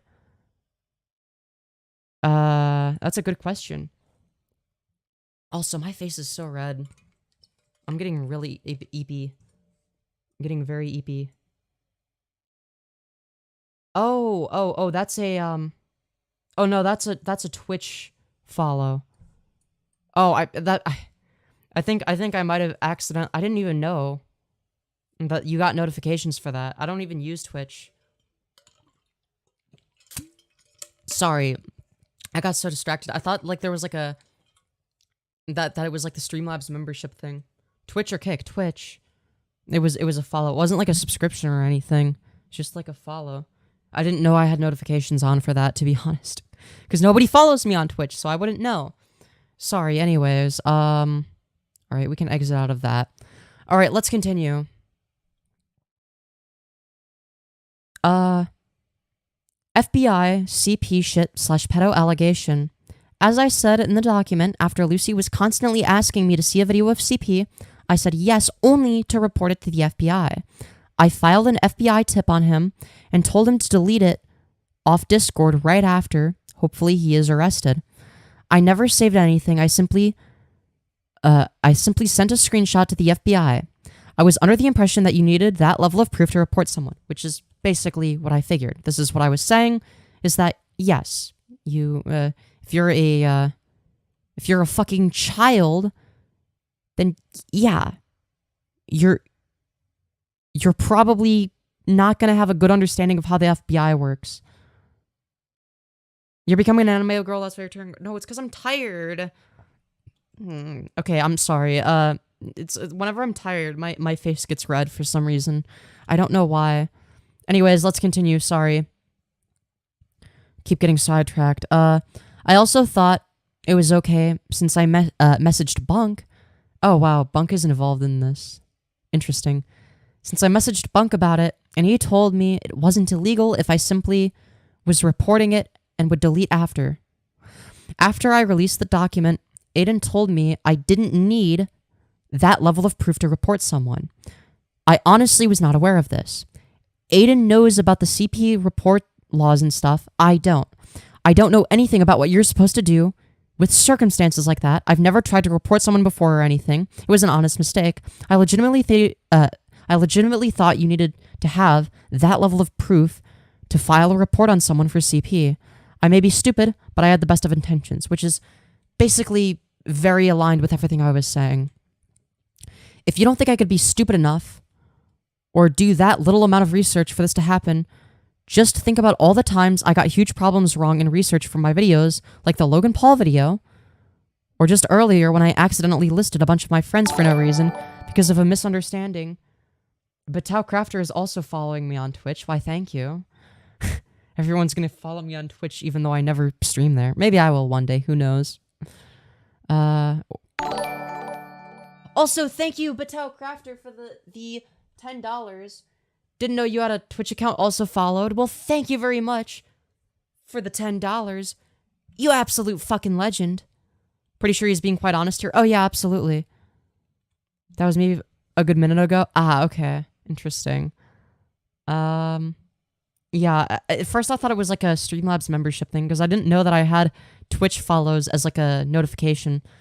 Anyways, let's continue. Or just earlier when I accidentally listed a bunch of friends for no reason because of a misunderstanding over the word spread. I am a fucking dumbass and fucked the investigation up by doing too little research, but there is no evidence I had malicious intent. There is no evidence I just wanted to see CP or that I'm a PDF file like so many people who I used to respect are saying. These rumors are blatantly false. There is no proof to back them up, but people continue to push for them. I hated seeing what I ended up seeing. It scarred me. But I did it because I thought it would be... it scarred me, but I did it because I thought it would put a rapist in jail. I had the best of intentions, and why think I'm a horrible person if I had the best of intentions while doing this? Agreed. It was delayed. Hey, listen here. Oh. Rip. Okay. In conclusion, I'm 100% wrong for the, quote, seeing my friends' nudes, unquote, thing. But that's the only thing that makes me a bad person.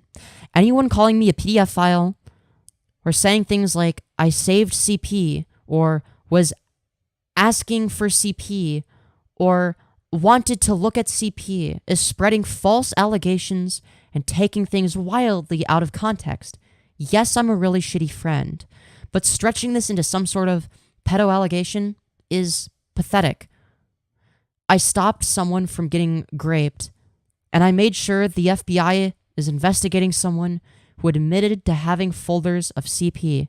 I admitted to being a bad friend, but most of the reactions here have been way out of proportion.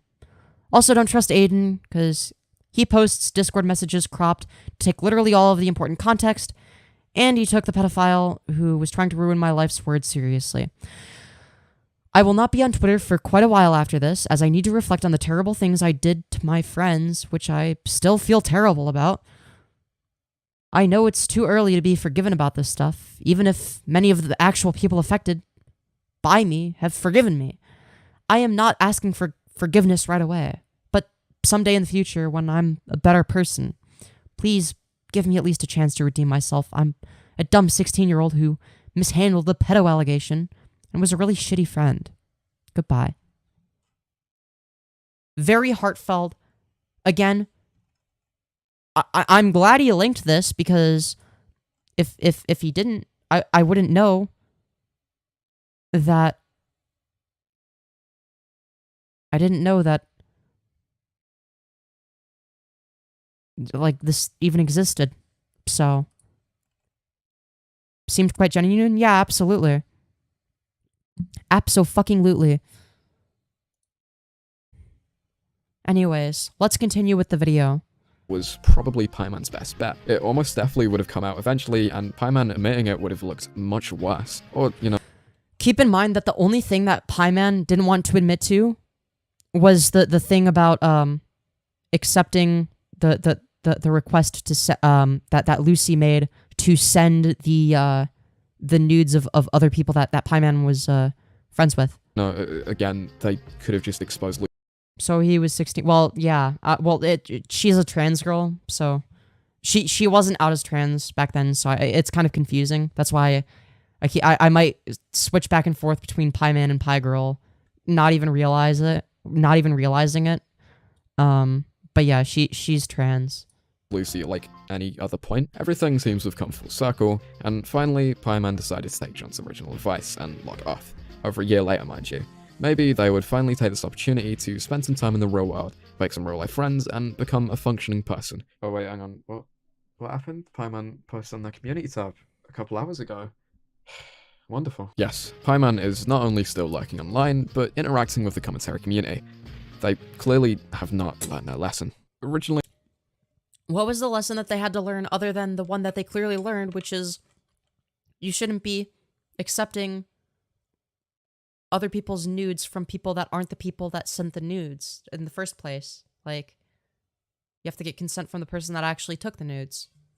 That's what she learned. And she felt really bad about it too, from what I can tell, so...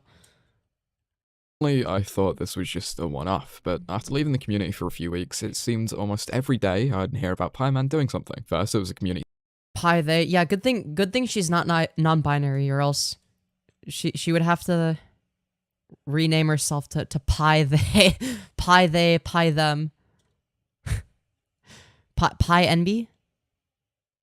Pie NB? Yeah, I guess Pie NB could work. You make the it's like PI and then NB. I guess that would work. But yeah, I think Pieman to Piegirl is easier, I guess. tab post, then it was editing their Wikitubia to be biased in their favor, then it was responding to a message in their own Discord server. I was originally just going to record a line or two referencing this until the infamous MrGirl announced that he just interviewed Pieman. At this point, I'd finished the script, written the audio, and started editing, so having to delay the video slightly to wait for the interview to be released was frankly a bit annoying. The lesson they learned is never exist on the internet and make even a slight mistake because you will be ripped to shreds by British commentary YouTubers. True. True. Pronounced PMB? PMB? Yeah, something like that. Even more annoying part, however, was that Pieman was very clearly trying to make a comeback not even a month after they originally left, which in my opinion is really pathetic. If the name MrGirl rings a bell for you, it's likely due to his review of the movie Cuties. Cuties, again, this has nothing to do with Piegirl, is widely accepted as paedophile, with some plot points including, but not limited to, girls no older than 11 dancing extremely sexually, acting extremely sexually, and even sending nudes to older men. Underage girls sending nudes. Now, where have I heard that before? MrGirl really likes this movie and made a review. Again, what are you trying to insinuate? Like, all you're saying, like, you're clearly trying to insinuate that Piegirl is some sort of PDF file. Like, that's clearly the insinuation. Like, unambiguously. Expressing that enjoyment, claiming the movie attempts to make you sexually aroused by 11-year-olds, before claiming it isn't bad at it. Hi, cuties. Yeah, MrGirl's a fucking degenerate weirdo loser. I agree. Guess what I just watched?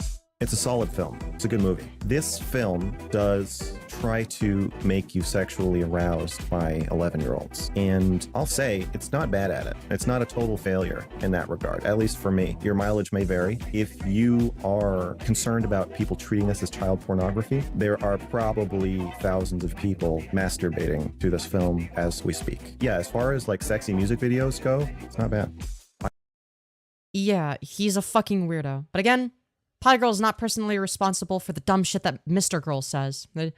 Piegirl and MrGirl. That's interesting. Piegirl, MrGirl. People with the girl at the end of their name.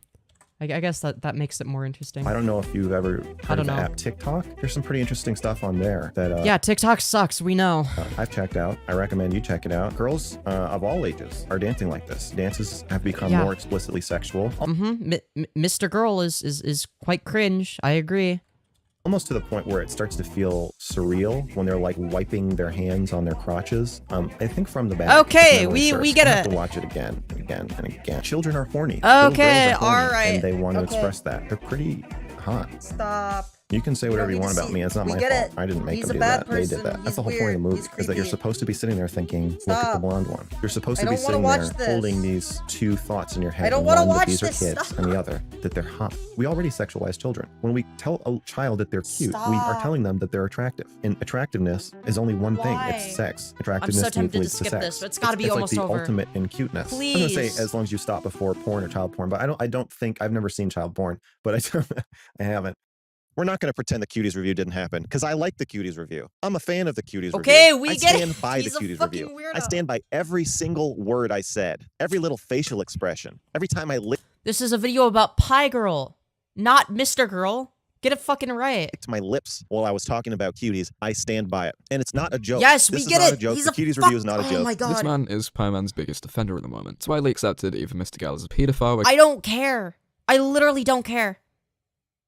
Okay? You're big, like, a Piegirl's biggest offender could be Adolf Hitler, and that wouldn't somehow make her any worse of a person, okay? It doesn't fucking matter who is defending her. Against MrGirl, MrGirl is a very dedicated troll against MrGirl, or MrGirl is a fucking brainlet against MrGirl. Within 24 hours, the interview was released, with Pieman being extremely hard on himself, while MrGirl continuously victimized him. I don't think you did anything wrong. I disagree.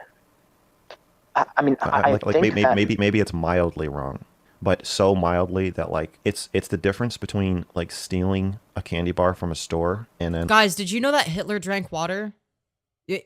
Don't drink water. It's bad. I mean, Hitler clearly understood the importance of drinking water. So, you know, if Hitler does something, you have to do the opposite in order to be a good person. But oh wait, that's actually not how it works. It's almost like MrGirl can be a fucking weirdo, degenerate loser and have a correct position every once in a while. Wow, crazy, I know. Oh my goodness gracious. Who could have guessed? It's almost like you can be right about some things and wrong about others. But oh my god, holy shit. Who would have guessed? And, or like the employee who works at the store being like, hey, I'm going to throw this candy bar in with it. Like, you can have this for free. And you think my view that you're holding yourself to a kind of inhuman standard is wrong? I definitely disagree with your stance. I see you as a victim here. Throughout the video, MrGirl constantly tries to lift Pieman back up. Pieman seems clearly remorseful in the interview, which I'd argue is a good thing. MrGirl argues otherwise. I'd also argue that wanting to see nudes of your friends is pretty odd, no matter how old you are, but MrGirl continuously stresses how much he'd love to see his classmates' nudes as a teenager, and how it's, according to him, a very common thing. Yeah, I think if you have somebody who's going around to 16-year-old saying like, hey, do you want to see pictures of your friends naked? Well, that person sounds pretty strange in this case, for sure. I don't think saying yes to that is out of the ordinary. Well, I don't like that argument. I think it's still wrong to do that. Like, I think it's a very wrong thing to do, and you shouldn't do it. And whether or not something is ordinary is not what dictates whether or not it's good or justifiable, right? Yeah, that does happen. No, it's not common by any means. I mean, even if it was, however... I don't care if it's common. Literally a nothing argument. Literally irrelevant. Just because something happens a lot doesn't mean it's a good thing or it should be normalized. Pieman is not the victim. The victim are Pieman's friends. Well, these aren't mutually exclusive. They can all be victims of Luci, right? But okay. It could be the case that yeah, Piegirl is not a perfect victim, but she's still a victim of Luci. Like, let's not pretend that that's not the case. Teenagers who I can only imagine felt absolutely degraded and like a friend betrayed their trust and privacy, which, yeah, that did happen. I think sending someone who's just a friend nudes is strange enough. Again, no matter how old you are, but it's much stranger when there's a third party involved. All I can see MrGirl and the numerous reports and comments doing is convincing Pieman to come back. While they claim to be leaving the internet, well, we know just about how well that went last time. Come to think about it, how would MrGirl have gotten in touch with Pieman and been able to interview them if they weren't still spending time on Discord? MrGirl and the... I literally don't care. Like, what does this have to do with anything? This is nothing. Yeah. Oh, okay, MrGirl's a fucking weirdo. And he interviewed Piegirl. Okay. This doesn't make Piegirl more in the wrong? This doesn't make any fucking sense. Comments make me feel nothing but nauseous. People claiming Pieman's the victim and that they would do the same. Manipulate is a very strong word, but... Well, yeah, Pieman, but Piegirl is also a victim, right? Like, these can be true. Like, it can be true that accepting the nudes was bad, while also being true that she's still a victim of this Luci person, right? Like, in what world are these two things mutually exclusive? They're literally not. But to me, MrGirl constantly claiming Pieman as the victim feels a bit manipulative. He's very clearly trying to convince people this is normal behavior, and it's working. In short, Pieman should not be welcomed back, and what they did isn't normal and should... They shouldn't be welcomed back because of what? One mistake that they made as a child? Really? That's what they shouldn't be... Oh yeah, no, don't welcome them back. They made a mistake as a child. They did one bad thing as a child. They should never be welcomed back. Their career over. And stay off the internet for good. Because you did one bad thing as a child. Fucking incredible. Be normalized. Also, MrGirl had a fairly interesting Freudian slip near the beginning of the interview. Yeah, so statutory just means that the age difference or power differential makes it... But it's like forcibly... You're like real... Okay. Realistically, Okay, I don't care. This has nothing to do with Piegirl or her actions or beliefs or anything like that. Like shitting on MrGirl is fine and dandy and all, okay? You know, we all enjoy a good amount of shitting on MrGirl, but this has nothing to do with Piegirl. Like, if your goal is to expose Piegirl, this isn't doing it. All you have shown me is that Piegirl did one bad thing and then took accountability for it and apologized and felt really bad about it. That's the conclusion I've come to from watching this. And also she used to have cringe political takes and made unfunny, edgy jokes when she was a 15-year-old child. Like, yeah, oh god, what a horrible person. Career over. Pieman had no shot at YouTube. As I mentioned earlier, their videos were not good whatsoever, and I sincerely doubt they would have found an audience. The only reason most people know who they are is due to the promotion from the bigger YouTubers who would have never bothered if not for the 12-year-old stuff. This is... Okay, so why do you think that she would have been promoted by bigger YouTubers if her content was so bad? Like, YouTubers don't go around just promoting random shitters that post Fortnite gameplay with no audio. Like, there's a reason that Pieman or Piegirl was promoted, but not random people that upload Fortnite clips. Do you think that maybe it's because her content wasn't actually as bad as you're making it out to be? Or proven by that video on Stampy's Friends, a video... What cringe political takes? It was earlier in the video. It's really not important. Like, it's like, yeah, wow, a 15-year-old has cringe political positions that they end up growing out of? Wow, incredible. That has over 800,000 views, but only an estimate of around 2,000 people actually decided to subscribe. That's roughly 0.25% of people. 2,000 subscribers from one video is actually really good, but okay. That's more subscribers than hahayeah has on his entire channel. Like, if we... Like, literally, if we go... Open, like, a new tab. What's his most popular video? I guess he doesn't have that many videos. But it's like... I guess... apparently... Apparently 2K subs from one video is bad. I mean, you have to... I mean, 800 views... Sorry, 800k views on a video is really fucking good. You had to do something right. I'm just saying. Who actually stuck around. People who I assume would have been turned off regardless by Pieman's next video. So not Swatsy stuff. It was basically a lot of incel shit. Some cringe right-wing garbage, right? It's like, okay, whatever. She was a fucking child. What do you expect? Yeah, you might have that doesn't justify false accusations either, right?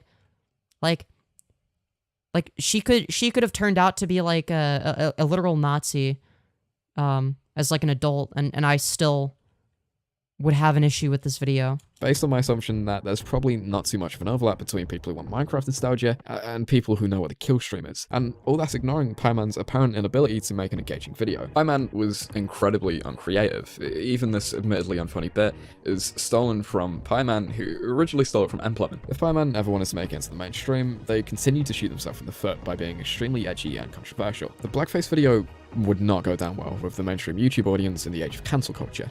They may have... Okay. It doesn't mean that their entire career should be ruined. Like, that's just a descriptive claim about the way cancel culture works, right? Like, yeah, this is unfunny, but it's like, okay. Like, really, like, who the fuck cares? I'm sorry. Yeah, 15-year-old made an edgy joke. I've got the validation they so desperately sought after from terminally online 13-year-olds who scream based in Red Bull and reply. Okay, so you acknowledge the fact that this is literally just for attention. Like, it is a literal fucking teenager being edgy on the internet for attention. You acknowledge that, right?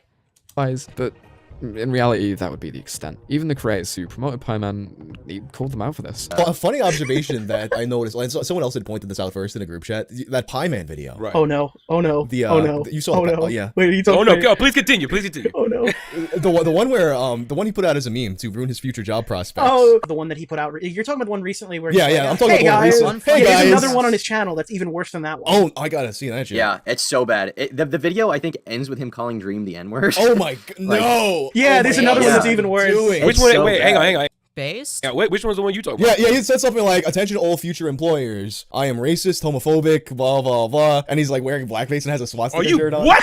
Pieman had what seemed to be hundreds of chances and squandered them all. They somehow managed to get out of every controversy with public opinion on What this. do you mean get out of every controversy? Yeah, they made an edgy joke and they did one bad thing that they apologized for. I don't see the issue. Side before getting into another one a few months later. Eventually, That's cringe, but not career ending, just a kid being shitty. Yeah, exactly. their luck would have to run out. It only took 4 major controversies and countless god-awful choices. If there's one lesson I want you to take away from this video, it's that the Whoa, internet- whoa, whoa, hold on. You mean to tell me that teenagers make bad decisions? Holy fuckamole. No fucking way, dude. Oh, hoy, bruv. That's some fucking crazy shit right there. That isn't everything. I've managed to meet some insanely cool people from the internet I've become fairly close with, and I've had some insanely cool opportunities and experiences. However, it's incredibly important to have real-life friends and real-life experiences. Well, I'm lucky to have both. Pieman put all their eggs in the online basket to clearly nothing but their own detriment. I've wanted to talk about Pieman for a while, but I've never really felt the need to. This situation with Luci seems to be the perfect ending to Pieman's story. An ending full of The situation where she exposes a predator? Oh, God, what a terrible person. Oh, ooh. Generosity. She wasn't the perfect victim, so career over. Do the British accent more? The fuck off, bruv. You alright? Oi, listen here, bruv. Alright, I'm not gonna do a fucking British accent for you, yeah? Alright? You wanna fucking come at me, alright? We can fucking scrap. Alright, well, we'll fucking scrap, yeah? I know a streamer who, was a kid until very recently that wore skimpy clothes and got thousands of dollars for it. The audience still doesn't know that fact. That's way more cringe than shitty blackface. That's who is that person's parents? What the fuck? An ending full of loneliness, and an ending that manages to come full circle. I really want to thank everyone who helped out with this video, and encourage everyone watching this to check them out with the links in the description. And Pieman, if you're watching this, my advice to you, log off, go find God, and don't come back. Feel free. Okay. So who helped make the video? Apparently they're in the description. I guess, oh, it's Dr. Skipper was the voice. It says hashtag apologize John Swan in the description, so let's be real, he was probably involved as well.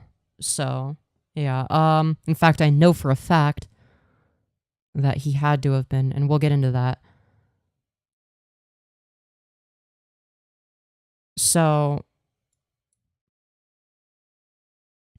now, the reason I'm even doing this stream is because about a month ago, on December 16th of 2023, Piegirl uploaded a video titled Setting the Record Straight. A Saga of Slander, Doxxing, and Conspiracy. Now, I didn't know about this video until today. I found it today. I was browsing through Twitter, and I was looking at different people's accounts. I don't remember how I found her account, but I found her account, and I think her pinned tweet was a link to this video. And I'm like, what the fuck is this about? And then I watched it, and I'm like, holy shit, I need to stream about this. More people need to see this. This has, as of recording this has under 1,000 views. It has 992. So, not that many people have seen this. So, let's give it a watch. Over my years creating content, I've been witness to many stories of someone messing up, then having it taken out of proportion. This is all but natural in social media, where the most exaggerated takes get the most clicks, and nobody wants to be the last one denouncing whoever is being cancelled this week. However, yes, especially from the perspective of a content creator, it's a lot easier to just hop on a bandwagon as quickly as possible because you'll get more attention, more views, etc. if you are the first person to cover the controversy or whatever it may be. The issue with that is you get shit wrong, right? never in my life did I expect myself to be the next to fall victim to this circumstance. As somebody that's also been fucking canceled on the internet by commentary shitters, I honestly felt that. I can relate better than most in terms of that. It's like, holy shit, people that I used to watch are like shitting on me. Like, what the fuck? Like, I guess once it, like all of like I guess the quote unquote serious stuff about me was more, from like specific content creators, but that I didn't watch back in the day, but still, it was very weird. I definitely did terrible things I'll expand upon later on. The circus of misinformation that came about from this drama was staggering. There were a few good takes, and some of this was from misunderstandings and ignorance, but the most damaging and furthest reaching of them all was done through pure malice, created as part of a conspiracy years long in the making to destroy me once and for all. They came very close, but they didn't succeed. Now you understand what I meant when I said that her content is good except for her mic quality. I don't know why her mic quality is kind of dog shit. Be here for my response to Blair TV's video. That's coming out next week. Stay tuned. But right now, as the title suggests, I'll be shattering the falsehoods and conveying the truth of the situation I've been involved in, primarily focusing on breaking down and debunking in full this 46-minute video by gay fairy hahayeah. There's almost nothing correct in it from start to finish, and is the genesis of many of the false rumors about me. This is the video we just watched. How interesting. Implying as explicitly as possible that I'm such horrible things as a racist, a supporter of rape, and a pedophile. Each of these claims fall apart under the smallest of scrutiny. However, the consequences of this misinformation, as somebody that gave it the smallest of scrutiny, I can confirm, has already led to harassment, doxing, and more. I've been silent long enough. It's time to set the record straight. We're back, baby! Pieman alludes to enjoying these conversations a lot more than they would like to admit. You cannot have a public platform when you do this stuff. Apparently, she's somehow bad at making content despite this being the editing. Employers and potential employers. It looks incredibly bad for him, incredibly good for me. Before I go into the video, I'll get you up to date with all of the Pie lore. If you don't care for a recap of the events that have transpired so far, skip to the timestamp on screen to go to the debunking section of the video. But for those who don't remember everything, I'll summarize the past. Okay, let's do this one last time. In 2020, I joined the commentary community. I made some edgy jokes, trolled some easy-to-troll people, and engaged in a decent amount of cringe. I also made commentary videos that got a decent amount of views and my channel to almost 10,000 subscribers. Through the community, I met LMM Skits, or Satanic Antifa, or Luci, in mid-2020, before he left the internet a few months later, and returned in late 2021, where he befriended me again. We only became close upon his return, and due to a mix of my immaturity and his hypersexuality, he was the first person I ever sexually interacted with online. Things took a turn for the worse when Luci started to become more open, with expressing the less moral aspects of his sexuality around.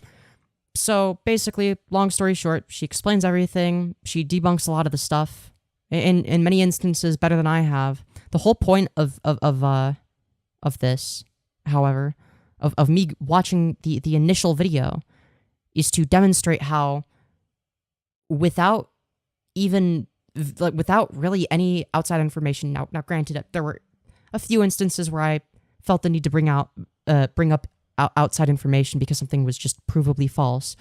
But other than that, it's like even without that, like you could, under the smallest amount of scrutiny, like she said, realize that, oh, this is a fucking dog shit video.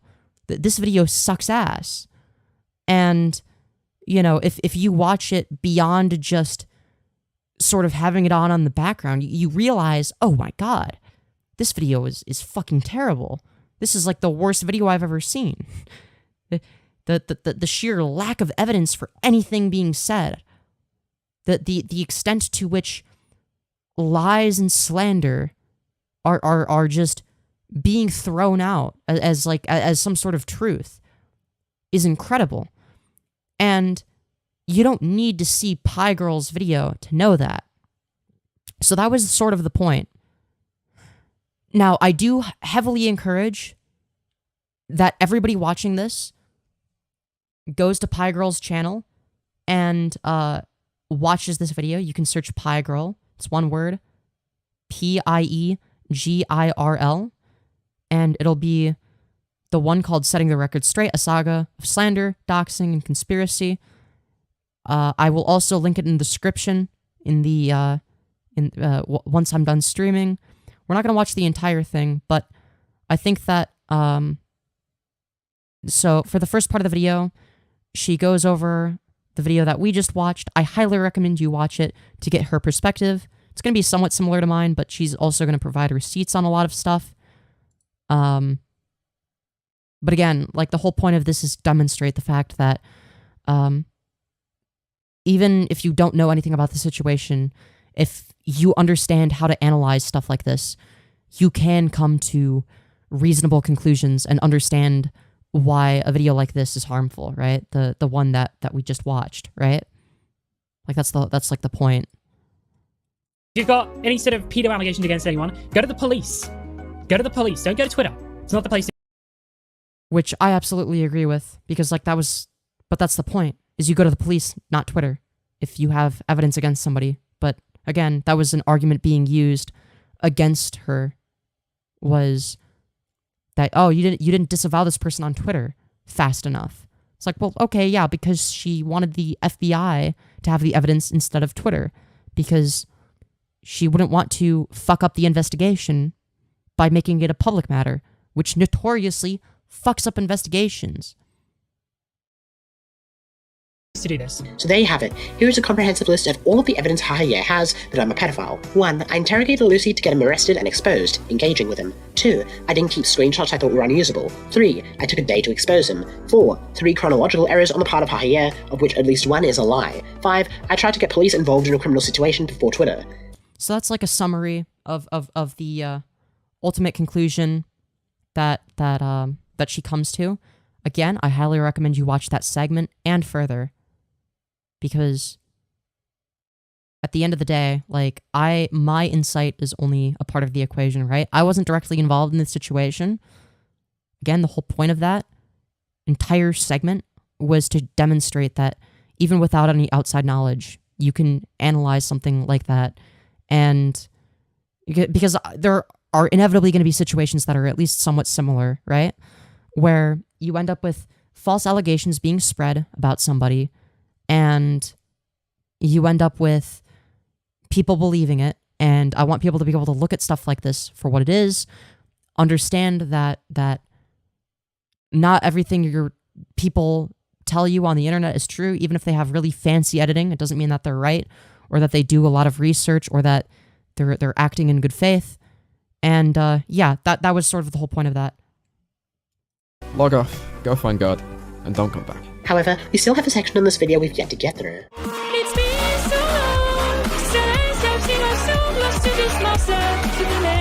Is that the bite of 87? You might think, wait, hold on, you just got through debunking flimsy false pedo allegations against you? That should have been the end of this section. Hold your horses, because this is going to get somewhere interesting. hahayeah dedicates a portion of his video to a situation involving me and a much larger YouTuber called John Swan in late 2020 when I was 15. In short, there was this girl who had flirted with me a few times on Twitter who said she was 13, but was lying about her age and was actually 12. When I found this out, I was shocked and decided to confront her, cutting her off and blocking her. During this confrontation, however, I vented my sexual confusion to the girl and said I was turned on by the age gap. Of course, this was a weird thing to say, but as a 15-year-old with no maturity, having someone who flirted with me so aggressively, revealed themselves to be a year younger, would of course cause sexual confusion and some dumb things to be said that I didn't actually mean.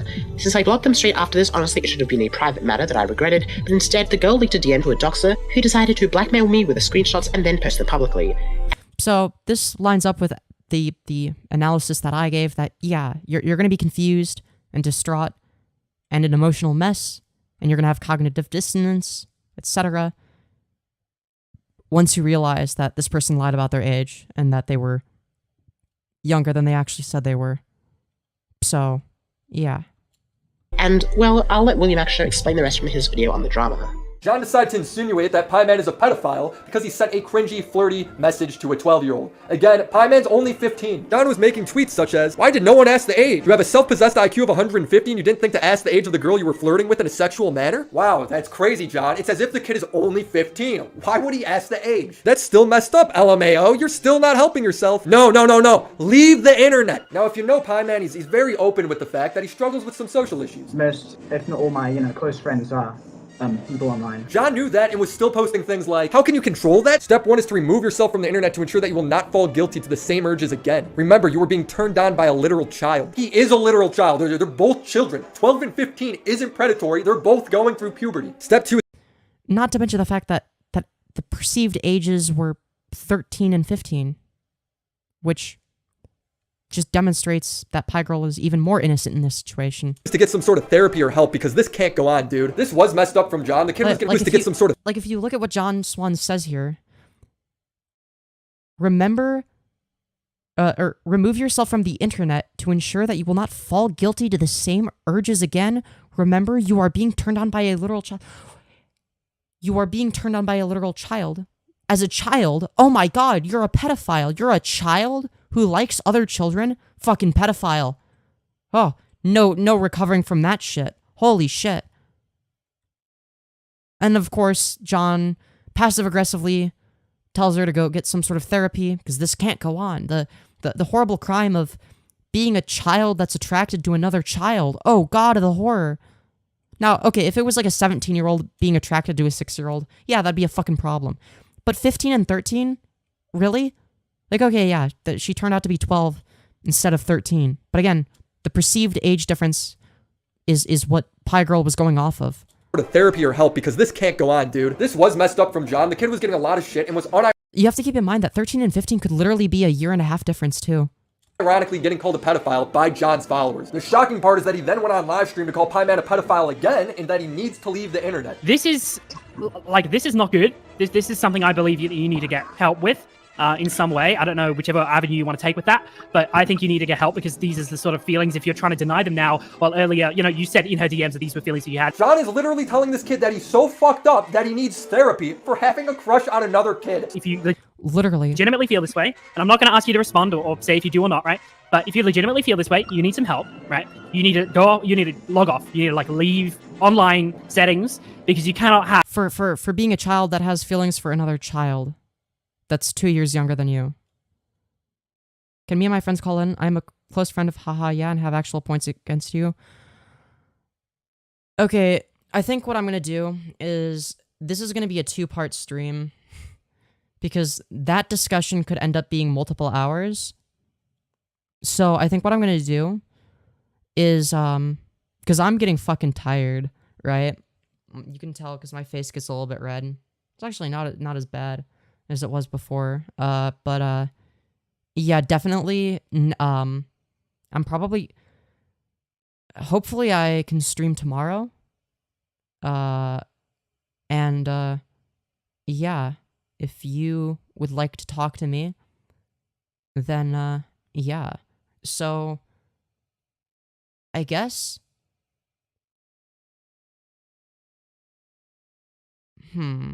yeah, I think we'll go on a little bit more.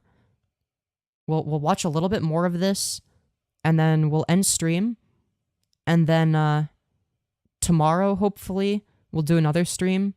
I'll probably start streaming it around the same time, and we'll continue talking about the situation, because I don't think I'm going to be able to get through everything on one stream, because we have this video, we have a 10-minute video from some random person, we have a 2-hour stream that was done with the Pieman allegations that I think is worth going through, and then there's also an 1.5 hour long past live stream from hahayeah. So I'm probably not gonna watch all of it on stream, like not even like in part 2, especially because part 2 is also going to involve a discussion with Spinling, and I guess Spinling's friends. Spinling, are you available tomorrow by any chance? Because if so, I'd be more than willing to talk.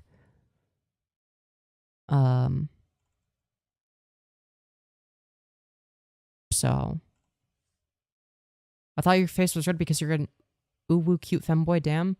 Well, No, it's like if I get tired. Well, I guess if I get flustered, sometimes it gets red. But like, no, if I'm tired, it's like it's always been that way. Even when I was a little kid. Yeah, I'm available. All right, but I can't promise that I'll be available to stream tomorrow. But there's a good chance that I do. So yeah, hopefully I'll be streaming by like 6 p.m. tomorrow or something like that, and then we could talk about it. Yeah. So I guess we'll just finish the Willie Max segment, and then we'll end stream. I have a guess. public platform when you've admitted to this stuff. And this stuff is going to haunt you now, forever online. This stuff is going to haunt you forever online. Let me remind you that Pieman has social issues. Most of Pieman's interactions with other people comes from online. Most of his friends are online. This is where a large part of his life is. And John, someone he looks up to, is telling him that it's all over. So what do you think's gonna happen? Pieman unsurprisingly took to Twitter where he posted his suicide note. I'm probably gonna upload my next video, then just fucking kill myself. Luckily he didn't. Pieman's parents enrolled him into therapy, and he took some time off for himself. Discord tags, just my username, Spinling. Just send me a friend request when you're ready. All right, bet. Meanwhile, John played hero. John rewrote history. Somehow, John changed the story. He was now trying to stop Pieman's live stream. He was protecting him. And I told them, the first thing I got on there, I actually went on because I was like, guys, turn off the stream. You shouldn't be streaming about this. Like, what are you doing? It was like about him and like 2 other friends of his, and they were talking about the drama, about this 12-year-old stuff. And I was like, dude, what the fuck are you doing on stream? That is a blatant lie. When John first went on, to me, he sounded really excited. Giddy even, to humiliate a 15-year-old. Yes, of course. It looks I really would want bad. to get levied to Pieman. Because that's So yeah, long story short, I think that this video you should absolutely watch. It's got all sorts of good stuff that we didn't get to go over today. I'm gonna go over some of that tomorrow and some other stuff. Yeah, before we go, I guess the main thing that I'll do beforehand is I'm gonna go over here. Hold on. I need to go to my epic live stream on the YouTube. Smash like hold on. Does that have a Discord? Yeah, it should be in the description, I think. Oh wait, I clicked the wrong link. Hold on. 1 second. So yeah, smash like on this stream, and then go check out this epic video. I put it in chat. I'm gonna put it in the description when I'm done streaming. And yeah, sorry. Yeah, same thing with kick chat for the few people watching, I guess. I'll put it there. Yeah, there we go. And, yeah, anyways, I think that's gonna wrap it up for today's stream. I hope that you did enjoy. If you did, make sure to let me know by smashing like. And, I will see you all in the next one. Oh, I didn't do a fit check today, did I? For anyone wondering what outfit that, I'm wearing. 1 sec. This is the outfit. Oh wait, I need to move this so I can see myself. Yeah, this is the outfit. Hello.